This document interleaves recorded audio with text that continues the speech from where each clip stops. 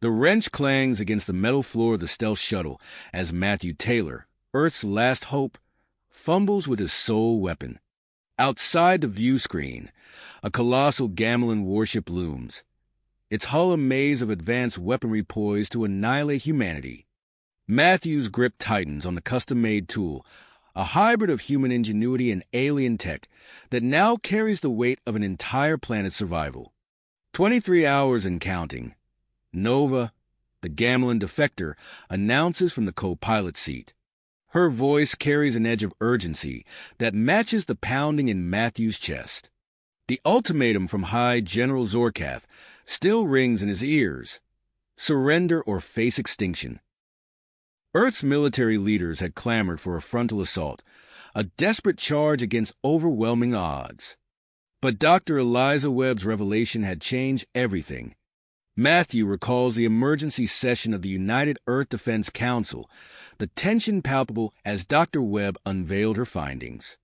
The Gamelin ship, she had explained, her voice steady despite the stakes, is powered by ancient human machinery, steam engines, mechanical clockworks, technology they barely understand. It was a vulnerability, a chink in the seemingly impenetrable armor of the alien invaders.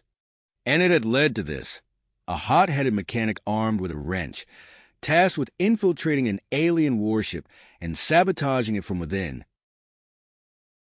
The shuttle approaches a massive vessel, its stealth system straining to keep them hidden. Matthew's mind races, cataloging everything he knows about antique machinery, every trick and hack he's learned in his years as a mechanic.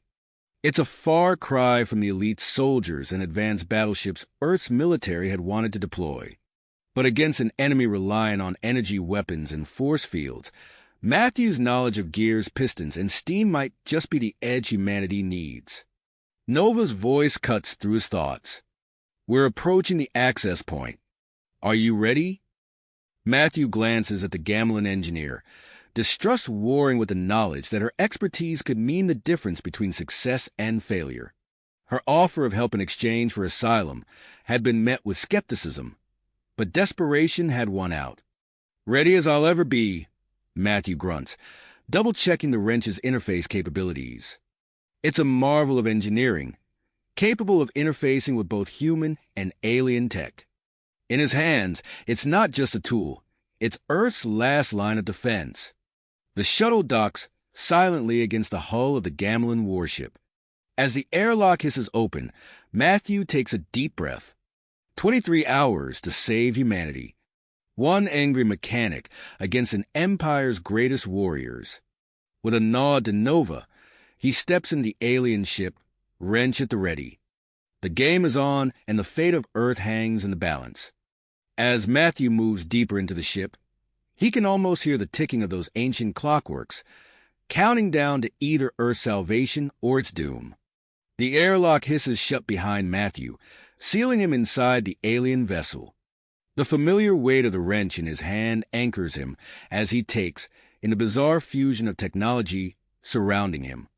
Sleek, otherworldly panels line the walls, punctuated by exposed pipes and gears that wouldn't look out of place in a Victorian factory. We need to move quickly, Nova whispers, her eyes darting nervously down the corridor. The maintenance hatch isn't far. They creep through the ship's bowels, the thrumming of machinery growing louder with each step. Matthew's nerves are on edge, every shadow seeming to conceal a Gamelin patrol. As they round a corner, a flashing red light on their shuttle's remote interface catches his eye.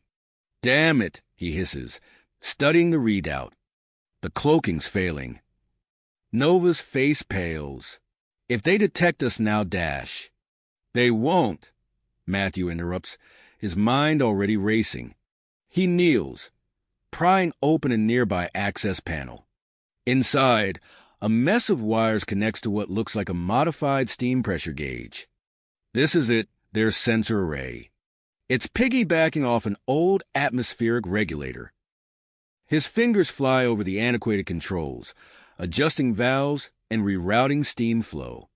It's a crazy patchwork of human ingenuity and alien modifications. But to Matthew, it might as well be the engine of his first hovercar. With a final twist of a knob, the warning light on their remote blinks out. "What did you do?" Nova asks, incredulous. Matthew allows himself a small grin. "Created a localized pressure pocket. As far as their sensors are concerned, we're just a bubble in their coolant system." They press on, finally reaching the maintenance hatch. Matthew raises his wrench, interfacing with the locking mechanism. It's unlike anything he's ever seen, a hybrid of biometric scanners and mechanical tumblers. But the wrench adapts, its own alien tech meshing with the lock. With a satisfying click, the hatch swings open. The corridor beyond is a riot of contrasts. Gamelin energy conduits pulse with an eerie blue light, while clouds of steam billow from exposed pipes. The air is thick with the scent of oil and ozone. As they navigate deeper into the ship, the distant sound of voices brings them up short. Matthew peers around a corner to see a group of Gamelin workers clustered around a massive turbine. Steam hisses from a dozen leaks, and the aliens argue in their guttural language. They're trying to integrate it with the weapon systems. Nova translates, her voice low. But they don't understand the basic principles. It's overheating. Matthew's mind races, seeing both danger and opportunity. Before he can act, Nova steps forward, barking out a series of harsh syllables. The workers snap to attention as she gestures wildly, pointing down a side corridor. Without hesitation, they rush off, leaving the malfunctioning turbine unattended. "False alarm in Section 9, Nova explains with a smirk. That should keep them busy for a while. Matthew wastes no time. He approaches the turbine, his experienced eyes picking out a dozen critical flaws in the alien modifications. With subtle adjustments to pressure valves and the misalignment of key gears, he ensures that the next time the weapons draw full power, the entire system will spectacularly fail. They push onwards, the ship's layout growing more complex. Maintenance shafts give way to larger chambers, until they find themselves on a catwalk overlooking a vast space. Matthew's jaw drops. Below them stretches a nightmarish fusion of human and alien engineering. Towering banks of gears mesh with pulsing energy matrices. Steam-driven pistons the size of buildings drive crystalline turbines that crackle with barely suppressed power. The central propulsion control, Nova breathes. This is the heart of the ship. Matthew's eyes lock onto a central pillar, where all the disparate systems seem to converge. That's it, the primary power distribution node. If we can overload that... His planning is cut short by the hiss of a door sliding open. A squad of Gamelin soldiers pours into the chamber, led by a towering figure whose ornate armor marks him as a high-ranking officer. "Intruders!" the leader bellows. "Capture them." Matthew reacts on instinct, diving for a nearby maintenance shaft. He catches a glimpse of Nova being surrounded before he plunges into darkness. The shaft is cramped, reeking of oil and rust. He crawls frantically, the sounds of pursuit echoing behind him. After what feels like hours of blind navigation, he emerges into a quieter section of the ship. Catching his breath, he activates his communicator, desperate for any sign of Nova. Static crackles. Then he hears her voice, tense but controlled. "Tell you again, Subcommander Vexthor, I was pursuing the human intruder when your men interfered." Matthew listens intently as Nova's interrogation unfolds. Through careful questions and seemingly innocent comments, she manages to reveal crucial details about the ship's security protocols and crew rotations. The communication cuts off abruptly, leaving Matthew alone in hostile territory. But now he has a goal, the bridge, where he can confront Zorkath and end this invasion once and for all. He moves with purpose, using his mechanical skills to bypass locked doors and access restricted areas. Along the way, he leaves a trail of sabotage.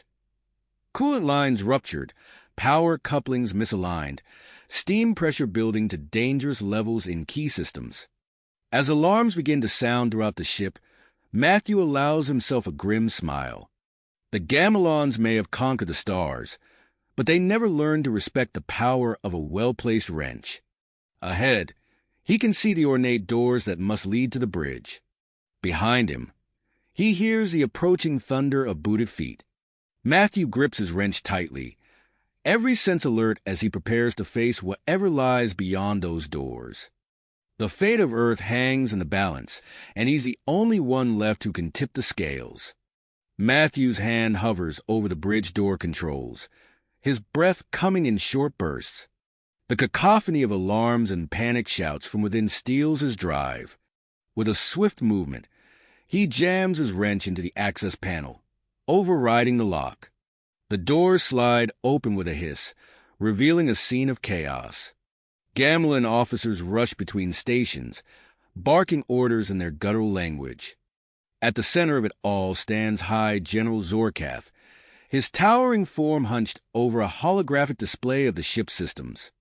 "You," Zorkath bellows, his eyes locking onto Matthew. "How dare you infiltrate my vessel?" Matthew doesn't waste time with words. He dives behind a nearby console as energy bolts sizzle through the air where he'd been standing. The wrench in his hand vibrates, interfacing with the ship's systems. On the display screen before him, a schematic of the vessel's power grid flickers to life. His fingers fly across the antiquated controls, a bizarre mix of touch-sensitive alien tech and mechanical switches. Matthew's mind races, correlating the ship's layout with the crucial information Nova had managed to broadcast during her interrogation. "Sir, we're losing control of the main reactor," a Gamelin officer shouts. "The human engines are overloading." Zorkath roars in frustration. "Shut them down! Reroute power through the auxiliary systems." But Matthew is one step ahead. As the Gamelons scramble to contain the cascade of failures he set in motion, he targets the shield generators. The familiar sight of human-designed transformers within the alien technology brings a grim smile to his face. With a series of precise adjustments, Matthew pushes the transformers beyond their limits.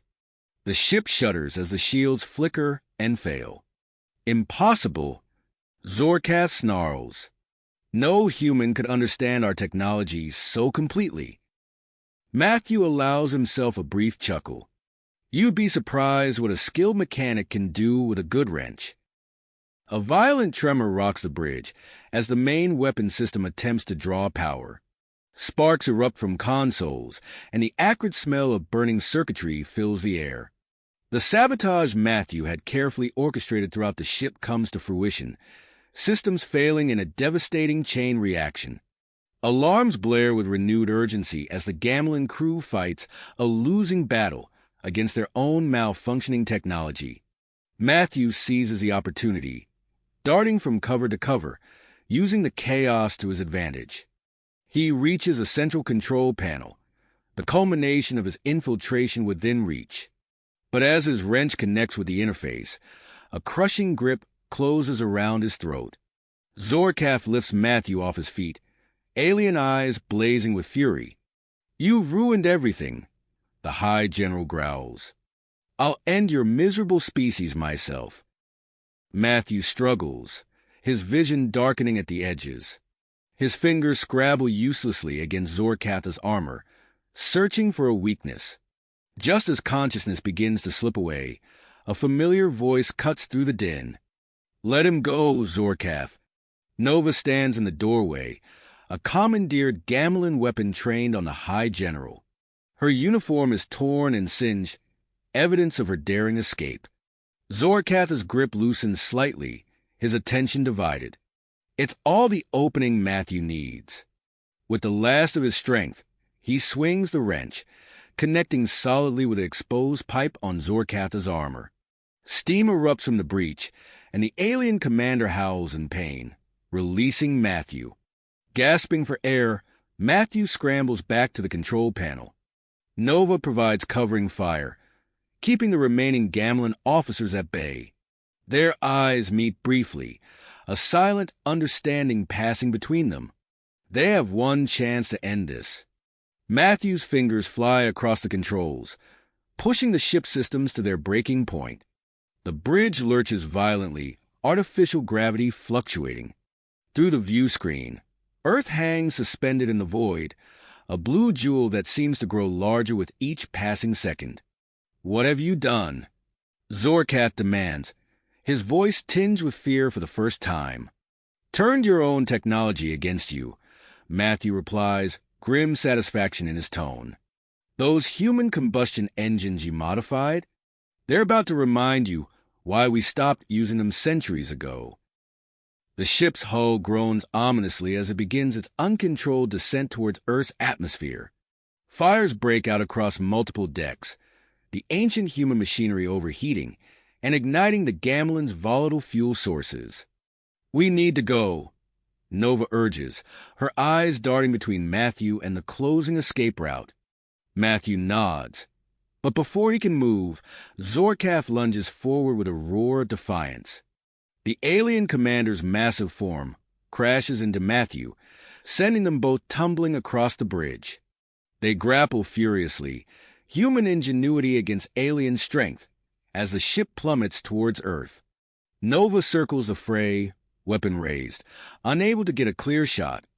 The fate of humanity hangs in the balance as Matthew fights not just for his own survival, but for the future of his entire species.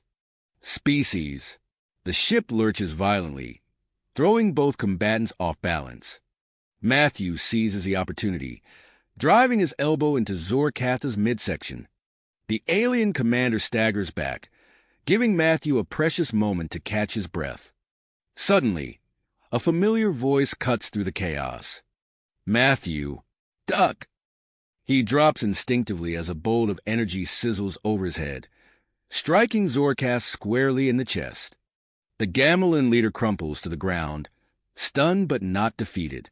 Matthew whirls to see Captain James Hawkins standing in the doorway, a stolen Gamlen weapon in his hands. The Earth officer's uniform is torn and bloodied, but his eyes burn with willpower. "Hawkins," Matthew gasps, "we thought you were dead." "Reports of my demise were greatly exaggerated," Hawkins replies with a grim smile. "Now let's finish this." As if on cue, the ship's computer announces in a dispassionate tone, "Self-destruct sequence initiated. All personnel evacuate immediately." Zorkath, recovering from the blast, laughs bitterly. "You may have crippled my ship, human, but I'll ensure your world burns with us." Matthew's mind races, assessing the situation. His eyes lock onto a familiar piece of equipment near the main control console, an Earth-manufactured pressure regulator, incongruously connected to the alien technology. "Cover me!" he shouts to Hawkins and Nova, who's providing suppressing fire from the doorway. Matthew dashes towards the console, dodging energy blasts from the remaining Gamlen guards. His wrench interfaces with the hybrid systems, giving him a schematic of the ship's power grid. The self-destruct sequence is tied directly into the unstable reactor core, a volatile mix of human and Gamlen tech. "I can't shut it down," Matthew mutters, his fingers flying across the controls. "But maybe." He begins rerouting power through the outdated human components, creating a feedback loop that he hopes will overload the system without triggering a catastrophic explosion. The ship groans ominously as Matthew pushes its systems to their limits. Hawkins grapples with a Gamlen officer, their struggle bringing them perilously close to Matthew's position. "Whatever you're doing," Hawkins grunts, "do it faster." A thunderous boom echoes through the ship as one of the secondary reactors fails. The artificial gravity fluctuates wildly, sending everyone on the bridge floating momentarily before slamming them back to the deck. Matthew grits his teeth, making a final adjustment. "Got it." The self-destruct countdown freezes, then blinks out entirely. In its place, A cascade of warning lights illuminate the console as system after system begins to fail. "What have you done?" Zorkath roars, struggling to his feet. "Save both our worlds," Matthew replies, allowing himself a moment of grim satisfaction. The victory is short-lived. With a screech of tearing metal, a portion of the bridge's ceiling collapses, nearly crushing Nova. She rolls clear, firing her weapon to keep the Gamelin guards at bay. "We need to go," she shouts over the din of alarms and breaking equipment. Matthew nods, but before he can move, Zorkath charges towards him with a bellow of rage. The Gamelin leader's massive form slams into Matthew, sending them both crashing into a bank of controls. Pain explodes across Matthew's back, but he manages to bring his wrench up, wedging it between himself and Zorkath's grasping hands. "This ship is done for," Matthew gasps, struggling against the alien's superior strength. "It's over." Zorkath's eyes narrow. "Perhaps, but I will not be taken prisoner by lesser beings." With surprising agility, the Gamelin commander breaks away from Matthew and sprints towards a recessed panel in the wall. It slides open at his touch, revealing an escape pod. "Stop him!" Hawkins yells, but he's pinned down by enemy fire. Matthew scrambles to his feet, ignoring the protest of his battered body. He races after Zorkath, using his knowledge of the ship's layout to anticipate the alien's path. As they careen through collapsing corridors, Matthew's mind works furiously. Capturing Zorkath could provide invaluable intelligence about the Gamelin Empire, information that could save countless lives.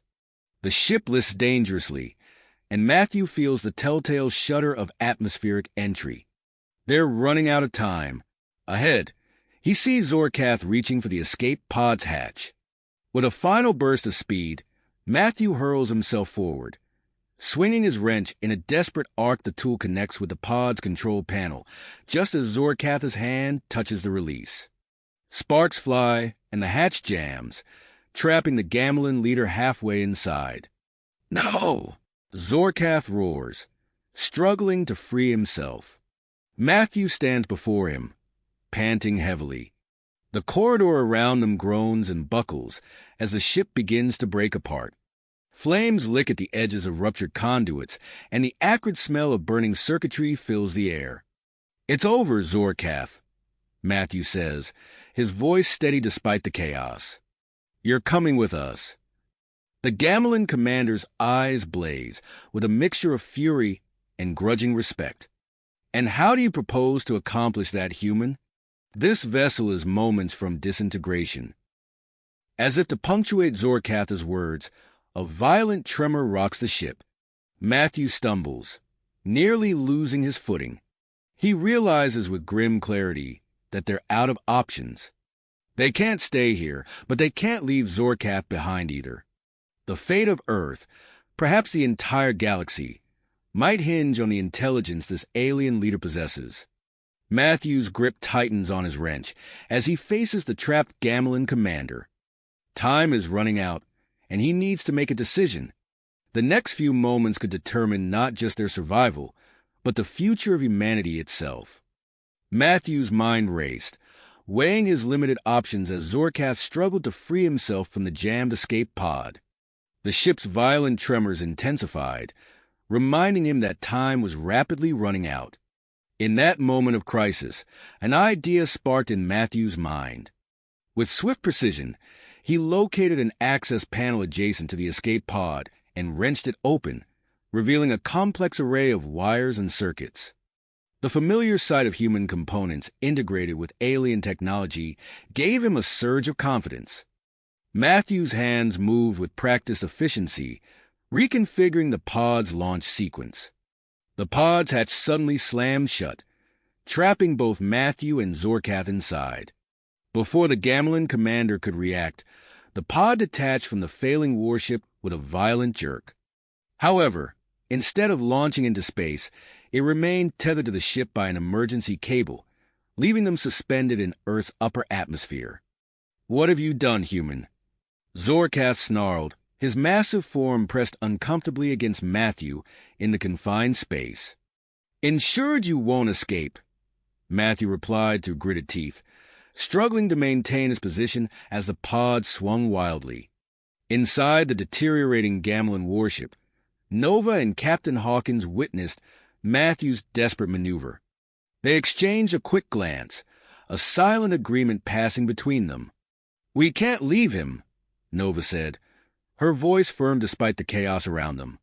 Hawkins nodded, already moving towards the nearest functioning escape pod. "Let's go." They sprinted through collapsing corridors, dodging falling debris and electrical fires. Reaching the pod, Hawkins quickly initiated the launch sequence. The small vessel shot out of the disintegrating warship, its maneuvering thrusters firing as Hawkins skillfully piloted it towards Matthew's position. Meanwhile, on Earth, Dr. Eliza Webb stood before a massive holographic display, her eyes darting between readouts and live feeds from orbital sensors. The United Earth Defense Council chamber buzzed with tense activity as they tracked the unfolding situation. Multiple escape pods detected launching from the Gamelin vessel, an analyst reported. Webb nodded, her expression grim. "Prepare recovery teams immediately." Suddenly, another officer called out, "Dr. Webb, we're detecting a second Gamelin ship emerging from behind the moon. It's on an intercept course with the escape pods." Webb's eyes narrowed as she assessed this new threat. "Alert all defense units. We can't let them recapture Zorkath or our people." Back in the malfunctioning escape pod, Matthew found himself locked in a fierce struggle with Zorkath. The cramped interior worked to Matthew's advantage, limiting the alien commander's ability to use his superior strength. Matthew used every trick he'd learned working in tight engine compartments, twisting and maneuvering to stay out of Zorkath's grasp. "Your resistance is futile," Zorkath growled, attempting to pin Matthew against the pod's wall. Matthew responded by driving his elbow into a vulnerable spot on the alien's armor, causing Zorkath to momentarily loosen his grip. Seizing the opportunity, Matthew lunged for the pod's control panel, his fingers flying over the hybrid interface. Outside, Nova and Hawkins watched the struggle through the pod's viewport. Nova activated their communication system, broadcasting on Gamelin frequencies. "Attention, Gamelin rescue vessel," she said, her voice steady and authoritative. "This is Commander Zelna. We have captured the human intruder and the traitor Nova. Request immediate extraction." The response was almost immediate. "Acknowledge, Commander. Maintain your position. Extraction teams are en route." Hawkins used this momentary reprieve to maneuver their pod closer to Matthew's. The volatile atmospheric conditions and the strain on the tether made the approach treacherous, their small vessel buffeted by violent turbulence. "I'm going out there," Hawkins announced, securing a tether to his suit. Nova's eyes widened. "Captain, the risk is necessary," Hawkins finished, his tone brooking no argument. He activated the pod's airlock, stepping out into the hostile environment of Earth's upper atmosphere. The scene that greeted him was one of breathtaking danger. The remnants of the Gamelin warship burned as they entered the atmosphere, creating a fiery backdrop. Below, the curve of Earth was visible, a blue and white jewel suspended in the void. Hawkins pushed these distractions from his mind, focusing on the task at hand. He began to make his way towards Matthew's pod, fighting against the erratic movements and overwhelming forces threatening to tear him away. Nova provided cover fire from their pod, targeting the approaching Gamelin fighters with precise bursts from the pod's defensive weapons. Inside the malfunctioning pod, Matthew finally gained access to the system's core functions. He began to bypass the Gamelin security protocols, sweat beading on his forehead as he raced against time. The pod groaned ominously, its structural integrity compromised by the atmospheric stresses and the ongoing struggle within. Just as Matthew thought he had regained control, alarms blared throughout the pod. The control panel erupted in a shower of sparks, plunging the interior into darkness. The violent motion ceased abruptly, replaced by a sickening feeling of freefall. Outside, Hawkins watched in horror as the tether connecting Matthew's pod to the warship snapped. Without thinking, he launched himself towards the plummeting vessel, barely managing to grasp onto its smooth exterior as it began its rapid descent towards Earth. The electromagnetic pulse from Dr. Webb's experimental weapon washed over them, temporarily disabling the Gamelin rescue ship and its fighters. But it also affected the escaping pods, leaving them powerless and vulnerable as they hurtled towards the planet's surface. Inside the pod, Matthew and Zorkaf were pressed against the ceiling by the force of their fall. The Gamelin commander's eyes met Matthew's, a mixture of fear and grudging respect visible in their alien depths. "It seems," Zorkaf said, his voice strained, "that fate has bound us together, human." Matthew's response was cut short as the pod entered the upper layers of Earth's atmosphere. The temperature inside began to rise rapidly as friction superheated the exterior. Through the viewport, he could see Nova and Hawkins' pod falling nearby, all of them caught in the planet's inexorable pull. As they plummeted towards Earth, Matthew's mind raced, searching for a solution. The pod systems were fried, leaving him without his usual tools. He glanced at Zorkaf, then at the pod's manual controls. A desperate plan began to form in his mind, one that would require cooperation from the most unlikely of allies. "Zorkaf," Matthew shouted over the roar of their descent, "I need your help if we're going to survive this." The Gamelin commander's expression shifted, his tactical mind already grasping the gravity of their situation. As the planet's surface grew larger in their viewport, the fates of the human mechanic, the alien leader, and their companions hung in the balance, their survival dependent on split-second decisions and desperate gambles. Measures. The pod shuddered violently as it plummeted through Earth's atmosphere, the heat of re-entry causing the metal to groan and warp. Matthew's eyes darted between Zorkaf and the malfunctioning control panel. The electromagnetic pulse from Dr. Webb's weapon had fried most of the systems, leaving them in a free-fall with minimal control. He could feel the Gamelin leader's intense gaze upon him, a mixture of fury and grudging respect in those alien eyes. "If we're going to survive this, we need to work together," Matthew shouted over the deafening roar of their descent. He gestured to the sparking control panel. "I can jury-rig a rudimentary control system, but I'll need your help accessing the Gamelin tech." Zorkaf's expression shifted, his tactical mind assessing their dire situation. After a moment's hesitation, he nodded curtly. "What do you require, human?" Matthew wasted no time. He pried open an access panel with his wrench, revealing a tangle of human and alien circuitry. His hands moved with practiced efficiency, pulling components from the pod's interior and integrating them into a makeshift control system. "I need you to interface with the Gamelin systems," Matthew instructed, his voice strained with effort. "See if you can reroute any remaining power to the maneuvering thrusters." As Zorkaf complied, Matthew caught a glimpse of the second pod through a crack in the viewport. He saw Nova and Hawkins' vessel tumbling nearby, a small figure tethered to its exterior. His heart raced as he realized Captain Hawkins was still outside, exposed to the full fury of atmospheric re-entry.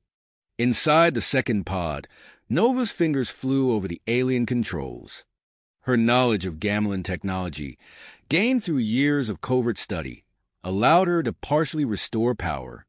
The pod's erratic tumbling slowed, but the strain on its structure intensified. "Hawkins!" Nova shouted into her communicator. "We need to get you inside now." Outside, the captain's spacesuit was showing alarming signs of failure. The temperature was rising rapidly, and the suit's cooling systems were overwhelmed. Hawkins gritted his teeth against the pain, knowing that any sudden movement could tear him away from the pod. Nova made a split-second decision. She activated the tether retraction system, pulling Hawkins towards the airlock. The violent atmospheric forces battered the captain as he was dragged across the pod's exterior, but the alternative was certain death. As both pods hurtled through the mesosphere, Earth's surface grew larger in their viewports. Matthew's makeshift control system allowed him to stabilize their descent somewhat, but the extreme heat and pressure threatened to tear the pod apart at any moment. Suddenly, a new threat appeared on their sensors. A squadron of Gamelin atmospheric fighters, launched from the recovered rescue ship, was closing in rapidly.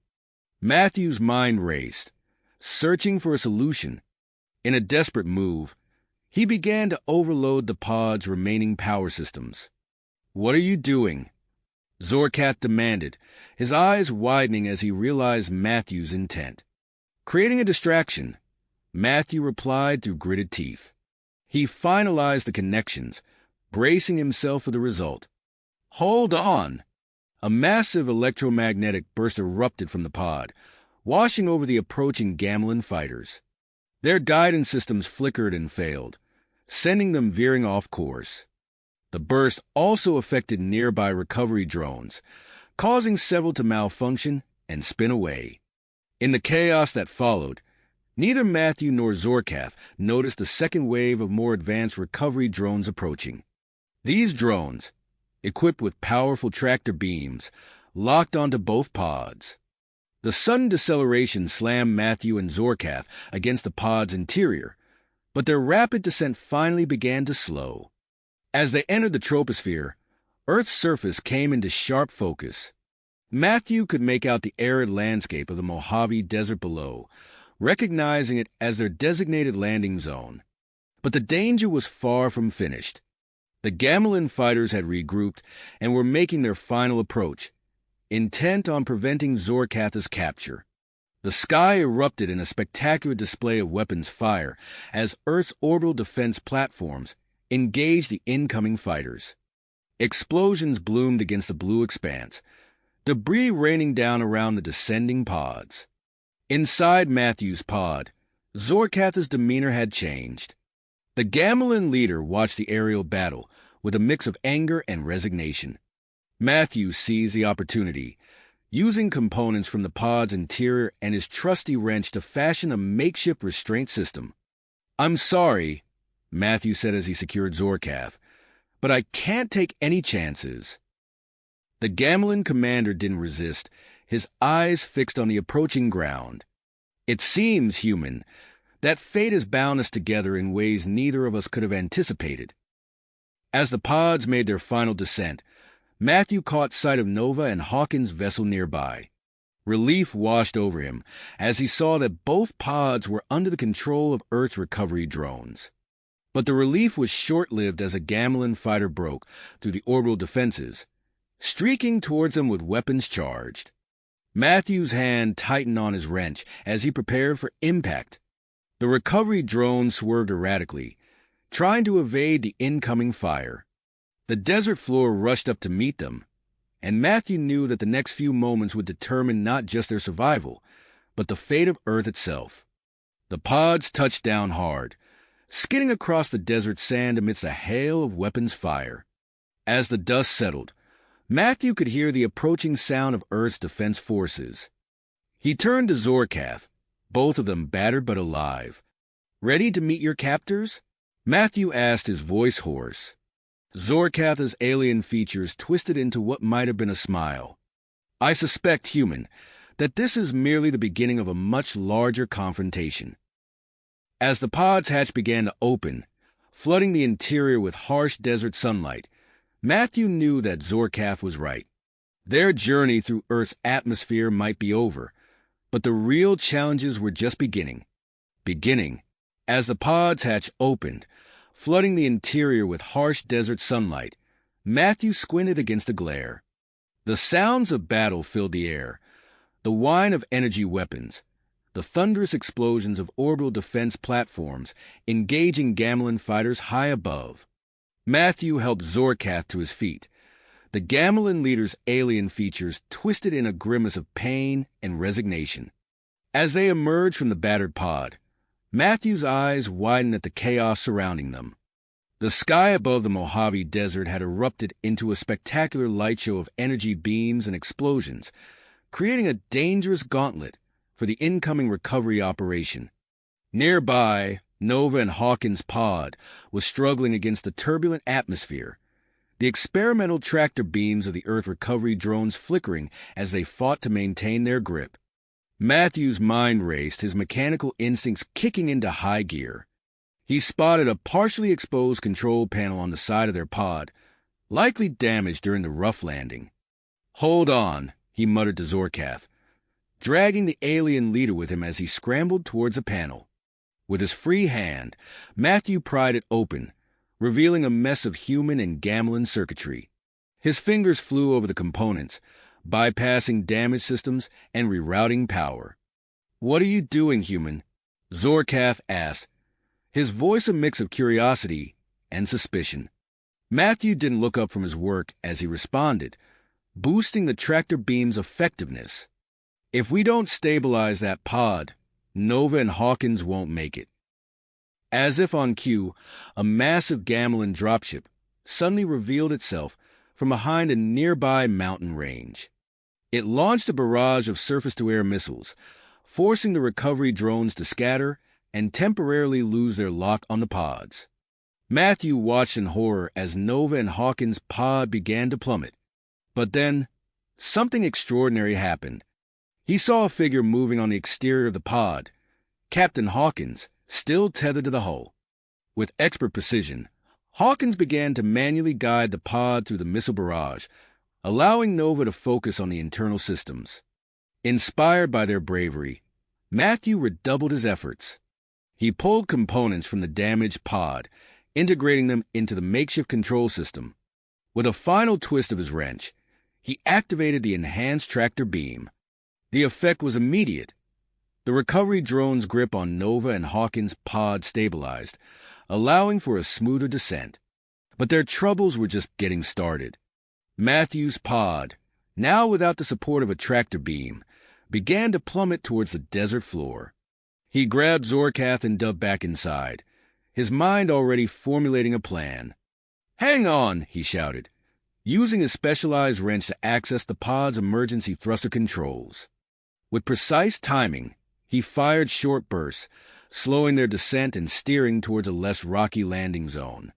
As they neared the ground, the desert floor erupted in a series of electromagnetic pulses.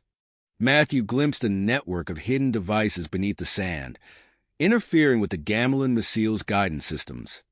The air filled with the sound of premature detonations as many of the projectiles veered off course. Matthew used the last of the emergency thruster fuel to cushion their impact. The pod skidded across the desert floor, kicking up a massive dust cloud. The hull groaned ominously, hairline fractures spreading across its surface. "We need to get out of here," Matthew said, already using his wrench and salvage gamelan energy tools to cut an escape hatch. The acrid smell of melting metal filled the air as he worked. They emerged from the pod just in time to see Nova and Hawkins' vessel touch down nearby. Their landing was smoother, but the pod structure had been severely compromised by the atmospheric entry. As Matthew watched, the viewport began to crack and implode. "Nova! Hawkins!" he shouted, but his voice was drowned out by the sound of the pod's emergency evacuation sequence. Moments before the structure collapsed entirely, Nova and Hawkins were ejected to safety. The brief moment of relief was shattered by the sound of approaching gamelan ground forces. The dropship that had launched the missiles was now deploying heavily armed shock troops, their weapons trained on the crash sites. Matthew's mind raced. He knew the value of his gamelan prisoner and the importance of getting Zorkath to Earth's high command. Making a split-second decision, he began to drag the alien leader towards a damaged Earth military transport he had spotted nearby. "Nova! Hawkins!" he called out as his companions regrouped. "Cover me! I'm getting Zorkath out of here."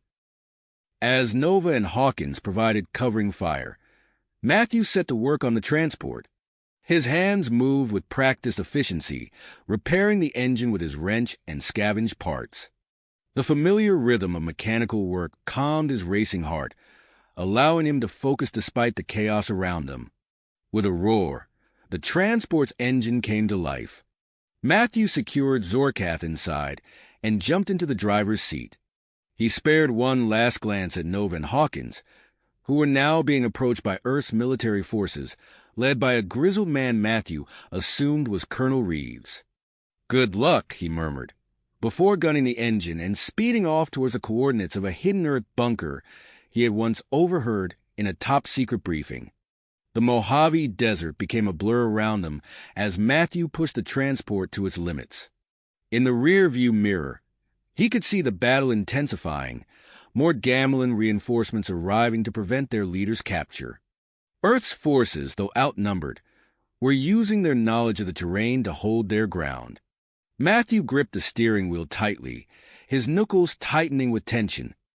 He knew that the fate of the entire planet might rest on his ability to deliver Zorkath to Earth's high command.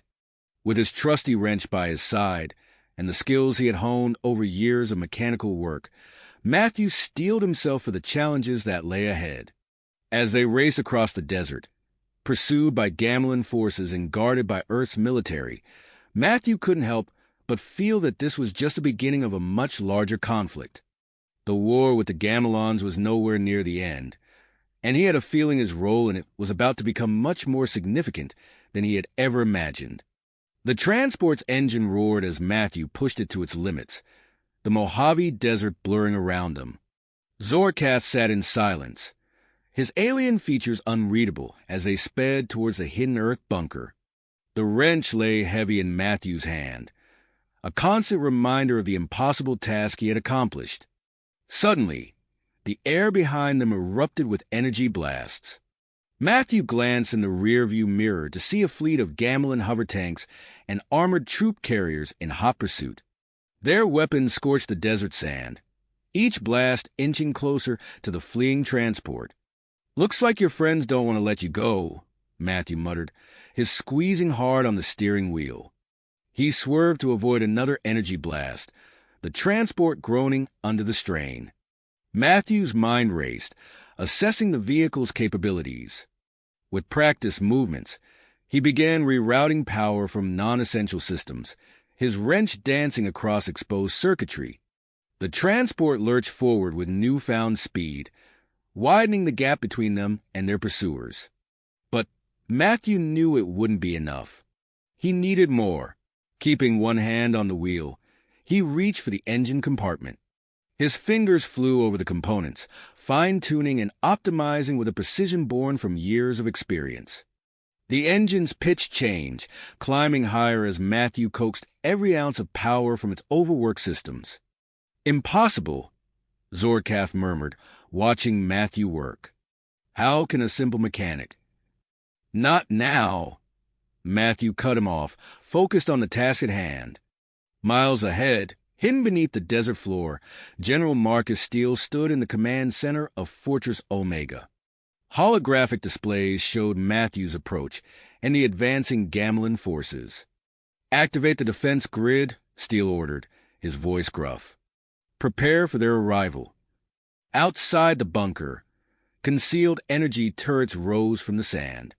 Electromagnetic disruptors hummed to life, creating an invisible web of defensive energy across the landscape.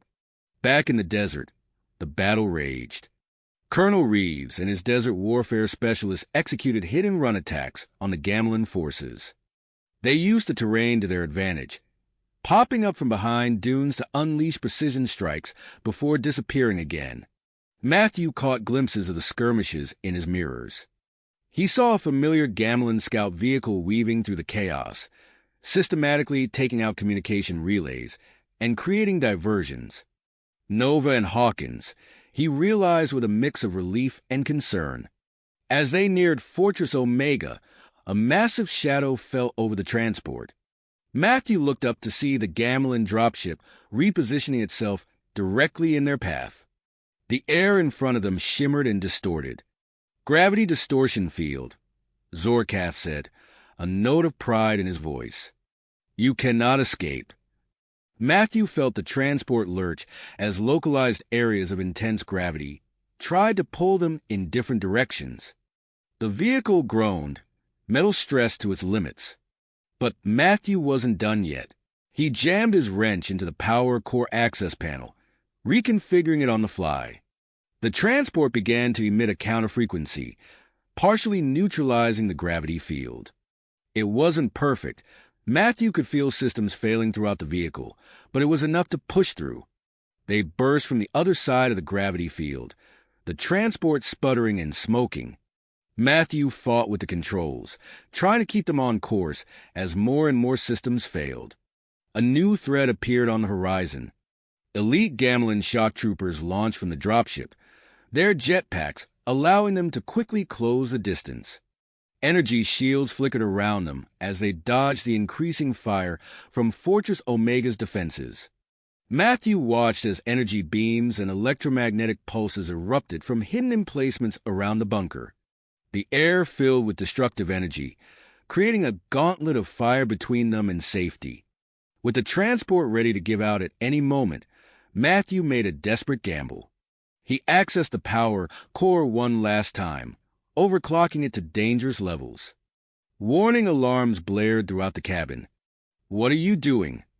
Zorkath demanded, genuine fear in his voice for the first time. Matthew didn't answer. He braced himself as the transport surged forward with a final burst of speed. They shot through the defensive fire, energy beams sizzling past them on all sides. The shock troopers fell back, unable to pursue through the barrage. With a screech of protesting metal, the transport skidded into Fortress Omega's main hangar. Matthew saw the massive blast doors beginning to close behind them as he fought to bring the vehicle to a stop. They crashed into a stack of supply crates, the impact jolting them to a halt. For a moment, all was silent except for the hiss of coolant leaking from the ruined transport. Then the bunker shook as the Gamelin forces outside began their assault, their fury at losing Zorkath evident in the intensity of their attack. Matthew stumbled out of the transport, dragging the still-restrained Zorkath with him. His entire body ached, and he could feel blood trickling from a cut on his forehead. But they had made it. A group of armed soldiers surrounded them, led by a man whose very presence commanded respect. General Marcus Steele assessed Matthew and his prisoner with a piercing gaze. "Well done, son," Steele said, his voice gravelly. "Let's get you both inside. We have a lot to discuss." As they moved deeper into the facility, Matthew could hear the sounds of battle raging outside. He thought of Nova and Hawkins, still out there fighting, of the Gamelin forces regrouping for another assault, of the battles yet to come. Matthew gripped his wrench tightly. Somehow, he knew that his role in this conflict was not nearly finished. As they descended into the heart of Fortress Omega, he prepared himself for whatever challenges lay ahead. As they descended into the heart of Fortress Omega, the entire structure shuddered under the force of the Gamelin assault. Matthew stumbled, catching himself against the wall as alarms blared throughout the facility. General Steele remained unfazed, his eyes fixed ahead as he led Matthew and Zorkath deeper into the bunker. "Don't worry, son. This place was built to withstand far worse." As if on cue, the alarms fell silent, replaced by a low hum that reverberated through the walls. Matthew felt the vibrations in his bones and realized the bunker's advanced defense systems had fully engaged. They passed through a series of heavily fortified security checkpoints, each more sophisticated than the last. Matthew's trained eye caught glimpses of hybrid technology, a seamless blend of Earth ingenuity and reverse-engineered Gamelin systems. His mind raced with potential improvements, fingers itching to put his wrench to work. Finally, they arrived at a secure interrogation chamber. The room hummed with energy, containment fields shimmering faintly in the air. As Zorkath was secured, Matthew provided a detailed account of his sabotage aboard the Gamelin warship, highlighting the vulnerabilities he'd exploited. General Steele listened intently, his expression grave. "Good work, Matthews. This information could give us the edge we need." Their debriefing was interrupted by the arrival of a stern-faced woman in a lab coat. "General, we have a situation," she said, her voice tense. Dr. Webb, Steele nodded. "What is it?" Before she could respond, the bunker's communication system crackled to life. "Sir, this is Nova. Captain Hawkins and I have intercepted Gamelin communications. A massive reinforcement fleet is en route to Earth. Eta veroveta sortios." The room fell silent as the implications sank in. General Steele's teeth clenched, his eyes hardening with perseverance. "Doctor, you said you had something that could help us?" Dr. Webb nodded, producing a small device from her pocket. A quantum entanglement communicator. It could allow instant communication across vast distances, but it needs fine-tuning and integration with our existing networks. Steele turned to Matthew, his gaze appraising. "You've shown an aptitude for both human and Gamelin tech. Think you can help the doctor with this?" Matthew nodded, his grip tightening on his wrench. "I'll do whatever it takes, sir." As Matthew and Dr. Webb set to work on the communicator, Steele began Zorkatha's interrogation. The Gamelin leader remained defiant, but Matthew could see the uncertainty in his eyes. The sabotage had shaken his confidence, and Steele exploited that weakness ruthlessly. Outside the interrogation room, Matthew hunched over the quantum entanglement device. His wrench moved with practiced precision, making minute adjustments to the delicate components. Dr. Webb watched in amazement as he seamlessly integrated Gamelin tech with Earth systems. "How did you learn to do this?" she asked, her voice tinged with awe. Matthew shrugged, not looking up from his work. "Necessity. When you're trying to keep ships flying with whatever parts you can scavenge, you learn to get creative." A series of explosions rocked the bunker, nearly toppling them. Alarms blared once more as Colonel Reeves' voice came over the comms. "Gamelons have deployed a tunneling vehicle. They're trying to breach from below." Matthew redoubled his efforts, his hands moving faster as the sounds of battle grew closer. Sweat beaded on his forehead as he made the final adjustments. "There," he exclaimed, stepping back as the device hummed to life. Dr. Webb quickly interfaced the communicator with the bunker systems. Holographic displays flickered to life around them, showing military installations around the globe. General Steele burst into the room, his face grim. "We need to coordinate our defense. Can that thing reach our remaining forces worldwide?" Matthew nodded, already inputting commands. "Yes, sir, we're linked to the satellite network now. You can reach anyone anywhere." As Steele began coordinating Earth's defenses, Dr. Webb pulled Matthew aside. "I have an idea," she said, her eyes gleaming with excitement. "What if we could expand this technology? Create a planet-wide defense grid?" Matthew's mind raced with the possibilities. It could work, but we'd need to upgrade key facilities around the world. In person. Dr. Webb nodded. "Exactly, and you're the only one with the skills to do it." Before Matthew could respond, Nova and Hawkins burst into the room, battered but alive. They carried a Gamelin data core between them, its surface pulsing with alien light. "We intercepted this during our escape," Hawkins explained, setting the core down carefully. "It's encrypted, but if we can crack it..." "It could reveal their entire invasion plan," Steele finished, his eyes locked on the alien device. Matthew looked from the data core to the quantum entanglement communicator, then back to Dr. Webb. The weight of the situation settled on his shoulders, heavy but not unbearable. He tightened his grip on his wrench, a plan already forming in his mind. "General," he said, his voice steady, I think I know how we can turn this around, but it's going to be one hell of a risk." As all eyes turned to him, Matthew began to outline his daring plan. The fate of the world hung in the balance, and time was running out.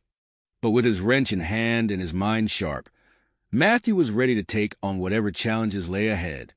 As Matthew finished outlining his daring plan, The room fell silent. General Steele's eyes narrowed, considering the audacious proposal.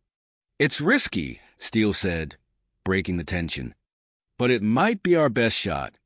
Dr. Webb, how quickly can we get the Shadow Phoenix ready?" The scientist's fingers flew across her tablet. "With round-the-clock work, we can have it operational in 36 hours. Steele nodded. "Make it happen. Matthews, you will need to familiarize yourself with the aircraft systems.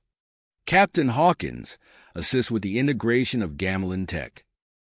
As the group dispersed to their tasks, Matthew followed Dr. Webb to the hangar where the Shadow Phoenix was under construction.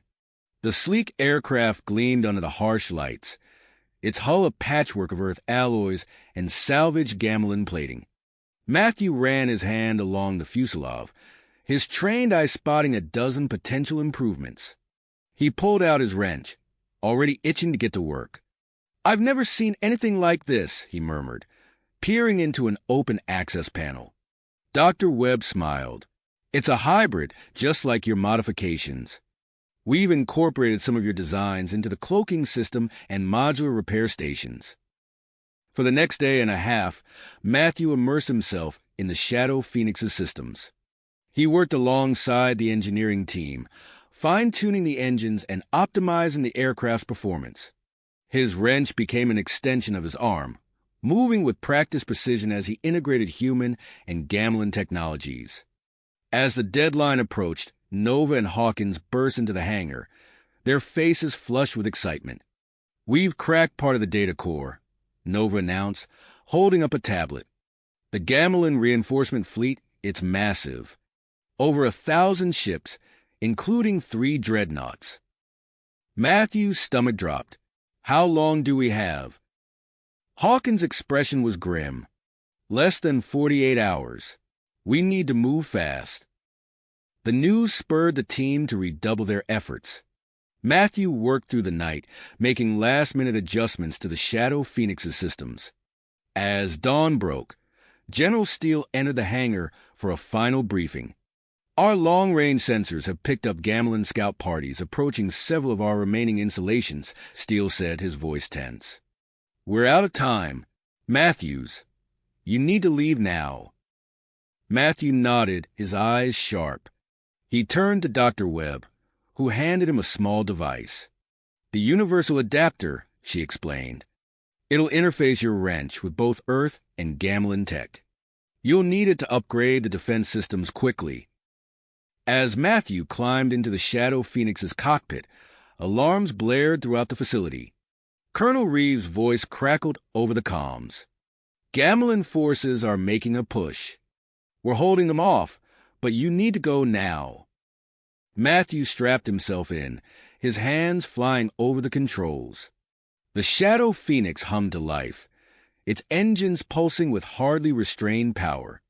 As the hangar doors slid open, he could see flashes of weapons fire in the distance. "Good luck, son," General Steele said, his voice crackling through the radio. "The fate of Earth is in your hands." Matthew took a deep breath and pushed the throttle forward. The Shadow Phoenix shot out of the hangar, immediately engaging its cloaking systems. Behind him, he could see massive plumes of sand erupting from the desert floor. Colonel Reeves' team creating cover for his escape. As the Shadow Phoenix climbed, Matthew plotted a course for the North Atlantic submarine base. He had barely leveled off when proximity alarms screamed to life. A squad of Gamelin interceptors had somehow detected his launch and were now in hot pursuit. Matthew's hands tightened on the controls. He pushed the engines harder, feeling the aircraft strain against the laws of physics. The cloaking system flickered, struggling to maintain cohesion at such high speeds. Banking hard to starboard, Matthew dove into a bank of clouds. He could see energy beams from the Gamelin ships cutting through the vapor behind him. Thinking quickly, he rerouted power from non-essential systems to the engines and cloaking device. The Shadow Phoenix surged forward, its outline blurring as the enhanced cloaking field distorted the very light around it. Matthew held his breath, watching the sensor readings of the pursuing Gamelons. Slowly, agonizingly, the distance between them began to grow. After several tense minutes, the alarms fell silent. Matthew allowed himself a small sigh of relief, but he knew this was only the beginning. He set the autopilot for the North Atlantic base and began reviewing the upgrade procedures on his tablet. As the Shadow Phoenix sped across the ocean, Matthew couldn't help but feel the weight of his mission. In his mind's eye, he could see the Gamelin reinforcement fleet bearing down on Earth. He thought of Nova and Hawkins, working tirelessly to decrypt the alien data core. Of Colonel Reeves and his team, holding the line against overwhelming odds. Of Dr. Webb and General Steele, coordinating Earth's last-ditch defense. Matthew gripped his wrench tightly, his mind already racing with plans and contingencies. The next few days would determine the fate of humanity. As the first hints of dawn painted the horizon, he steeled himself for the challenges ahead. The real work was just beginning. The real work was just starting. Matthew's hands danced across the Shadow Phoenix's controls, pushing the experimental aircraft to its limits.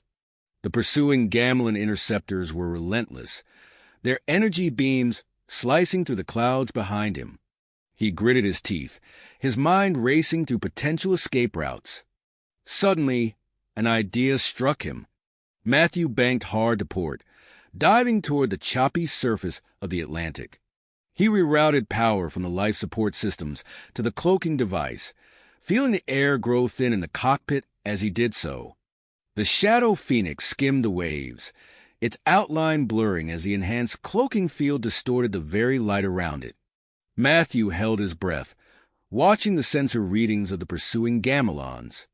Slowly, agonizingly, the distance between them began to grow. After several tense minutes, the alarms fell silent. Matthew allowed himself a small sigh of relief, but he knew this was only the beginning. He set a course for the North Atlantic submarine base, codenamed Nautilus Nexus, and began reviewing the upgrade procedures on his tablet. As the Shadow Phoenix approached the hidden base, new alarms blared to life. Matthew's eyes widened as he realized the base's defensive systems were targeting him. "Of course," he muttered, his fingers flying over the controls. The Gamelin tech in the Phoenix must be triggering their defenses. Matthew quickly accessed the universal adapter Dr. Webb had given him, interfacing it with the Shadow Phoenix's communications array. He began broadcasting a complex frequency pattern, a combination of Earth and Gamelin signals designed to penetrate the base's security without compromising it. For a heart-stopping moment, nothing happened. Then, the targeting locks disengaged and a section of the ocean's surface began to ripple and part. A massive platform rose from the depths, revealing a landing pad for the Shadow Phoenix. As Matthew touched down, he saw a stern-faced woman in a naval uniform striding toward him. He recognized her from briefings as Admiral Helena Frost, commander of Earth's remaining naval forces. "Mr. Matthews," she said as he climbed out of the cockpit, her voice clipped and professional. "I hope this upgrades of yours are worth the risk of potentially exposing our location." Matthew nodded, already unloading equipment from the Shadow Phoenix. "Admiral, I assure you, once we get this quantum entanglement communicator integrated with your systems, it'll be a game-changer." Admiral Frost's eyes narrowed, but she gestured for Matthew to follow her into the base.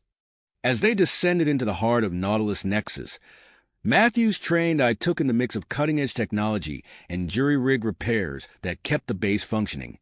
They had barely begun the installation process when alarms blared throughout the facility. A young officer burst into the room, his face pale. "Admiral, we've detected a Gamelin scouting party approaching. A squadron of submersibles with advanced scanning capabilities." Frost's eyes hardened. "Initiate silent running protocols. Power down all non-essential systems." As the lights dimmed and the hum of machinery faded, Matthew felt the weight of the situation settle on his shoulders.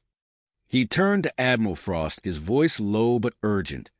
"We need to complete this installation. It might be our only chance to coordinate a defense." Frost nodded grimly. Do it, but you'll have to work with minimal power and without access to our main computer core. Matthew's mind raced, assessing the challenge before him. He pulled out his specialized wrench and the universal adapter, a plan already forming.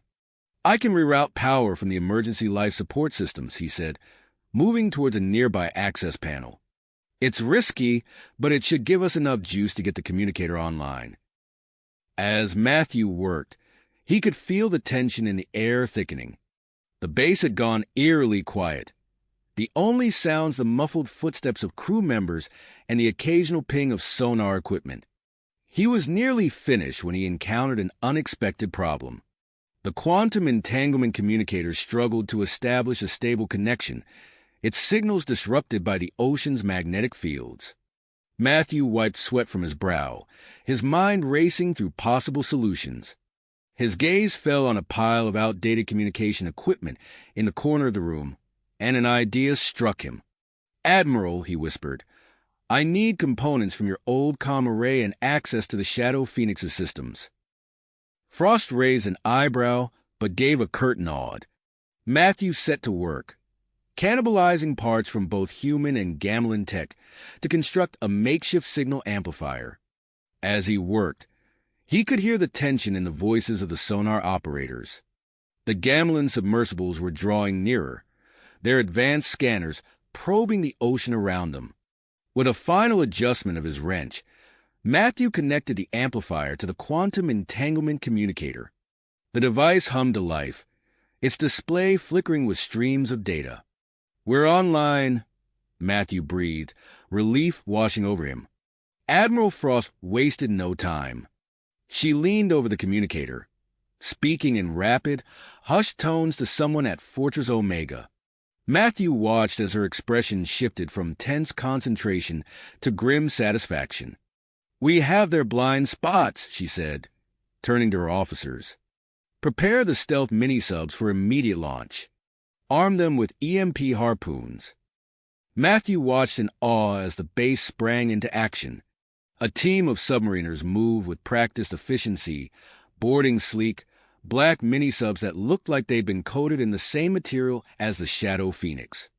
Through the quantum link, Matthew could hear General Steele's voice providing real-time updates on the Gamlan submersible's positions and vulnerabilities. Admiral Frost coordinated the counterattack with surgical precision, her voice steady and confident. Minutes later, the sonar operators reported success. The Gamlan scouts had been disabled without alerting their main fleet.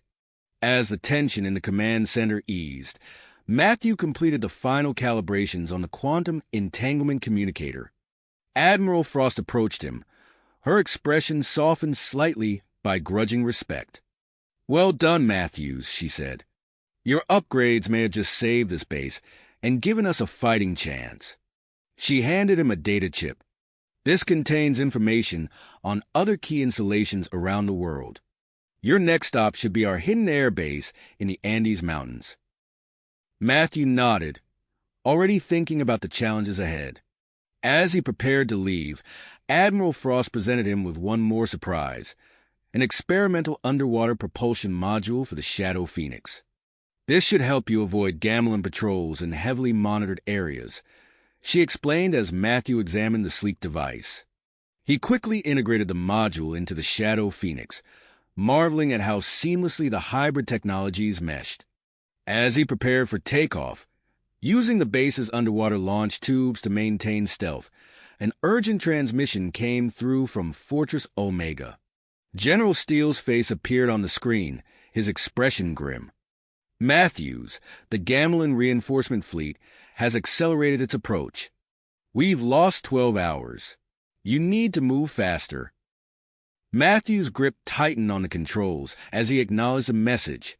As the Shadow Phoenix slid into the dark waters of the Atlantic, he plotted a course for the Andes, acutely aware that the fate of humanity now rested on his ability to stay one step ahead of the Gamlan forces.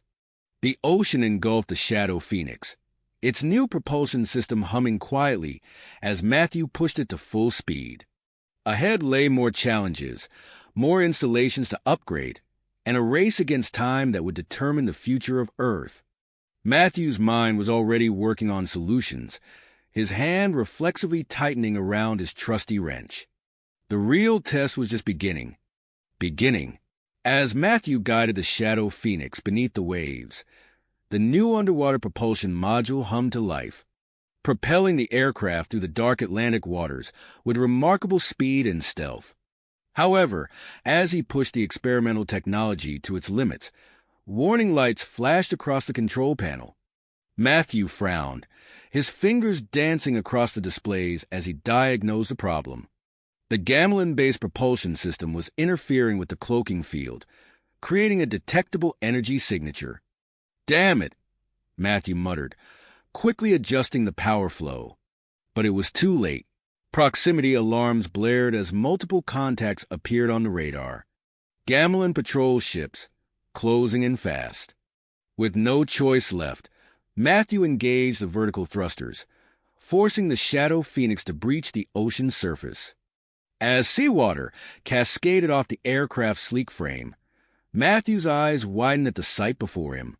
A vast network of Gamelin destroyers and low-orbit satellites stretched across the horizon, forming an impenetrable blockade around the South American continent. "Fortress Omega, this is Shadow Phoenix." Matthew called into the comm system. "I've encountered a Gamelin blockade, requesting alternate route to Condor's Nest." Static crackled through the speakers. The quantum entanglement communicator was offline, likely disrupted by the propulsion system malfunction. Matthew was on his own. Thinking quickly, he accessed the Shadow Phoenix's systems, reconfiguring its transponder to emit a false Gamelin identification signal. It was a risky move, but it might buy him enough time to slip through the blockade. As he approached the outer defensive line, a harsh voice crackled through the comm system. "Unidentified vessel. Transmit authentication codes immediately or be destroyed." Matthew's heart raced as he frantically worked to establish a connection with Fortress Omega. His specialized wrench became an extension of his arm as he made rapid adjustments to the quantum entanglement communicator. Suddenly, the device sparked to life. Nova's voice, distorted but audible, came through. "Matthew, we've partially decrypted some Gamelin codes. Transmitting now." The connection cut out as abruptly as it had appeared, but Matthew's display now showed a string of alien characters. Without hesitation, he transmitted the codes to the waiting Gamelin ship. Seconds stretched into eternity as Matthew held his breath, waiting for a response. Finally, the Gamelin voice returned. "Codes accepted. Proceed on your designated flight path." Relief flooded through Matthew, but he knew the deception wouldn't last long. He pushed the Shadow Phoenix's engines to maximum thrust, streaking past the Gamelin ships and towards the South American coastline. As he crossed over the lush expanse of the Amazon rainforest, a new transmission cut through the static. "Shadow Phoenix, this is Colonel Diego Ortega of Condor's Nest. We're tracking your approach. Be advised, Gamelin ground forces are advancing on our position. We need those upgrades ASAP."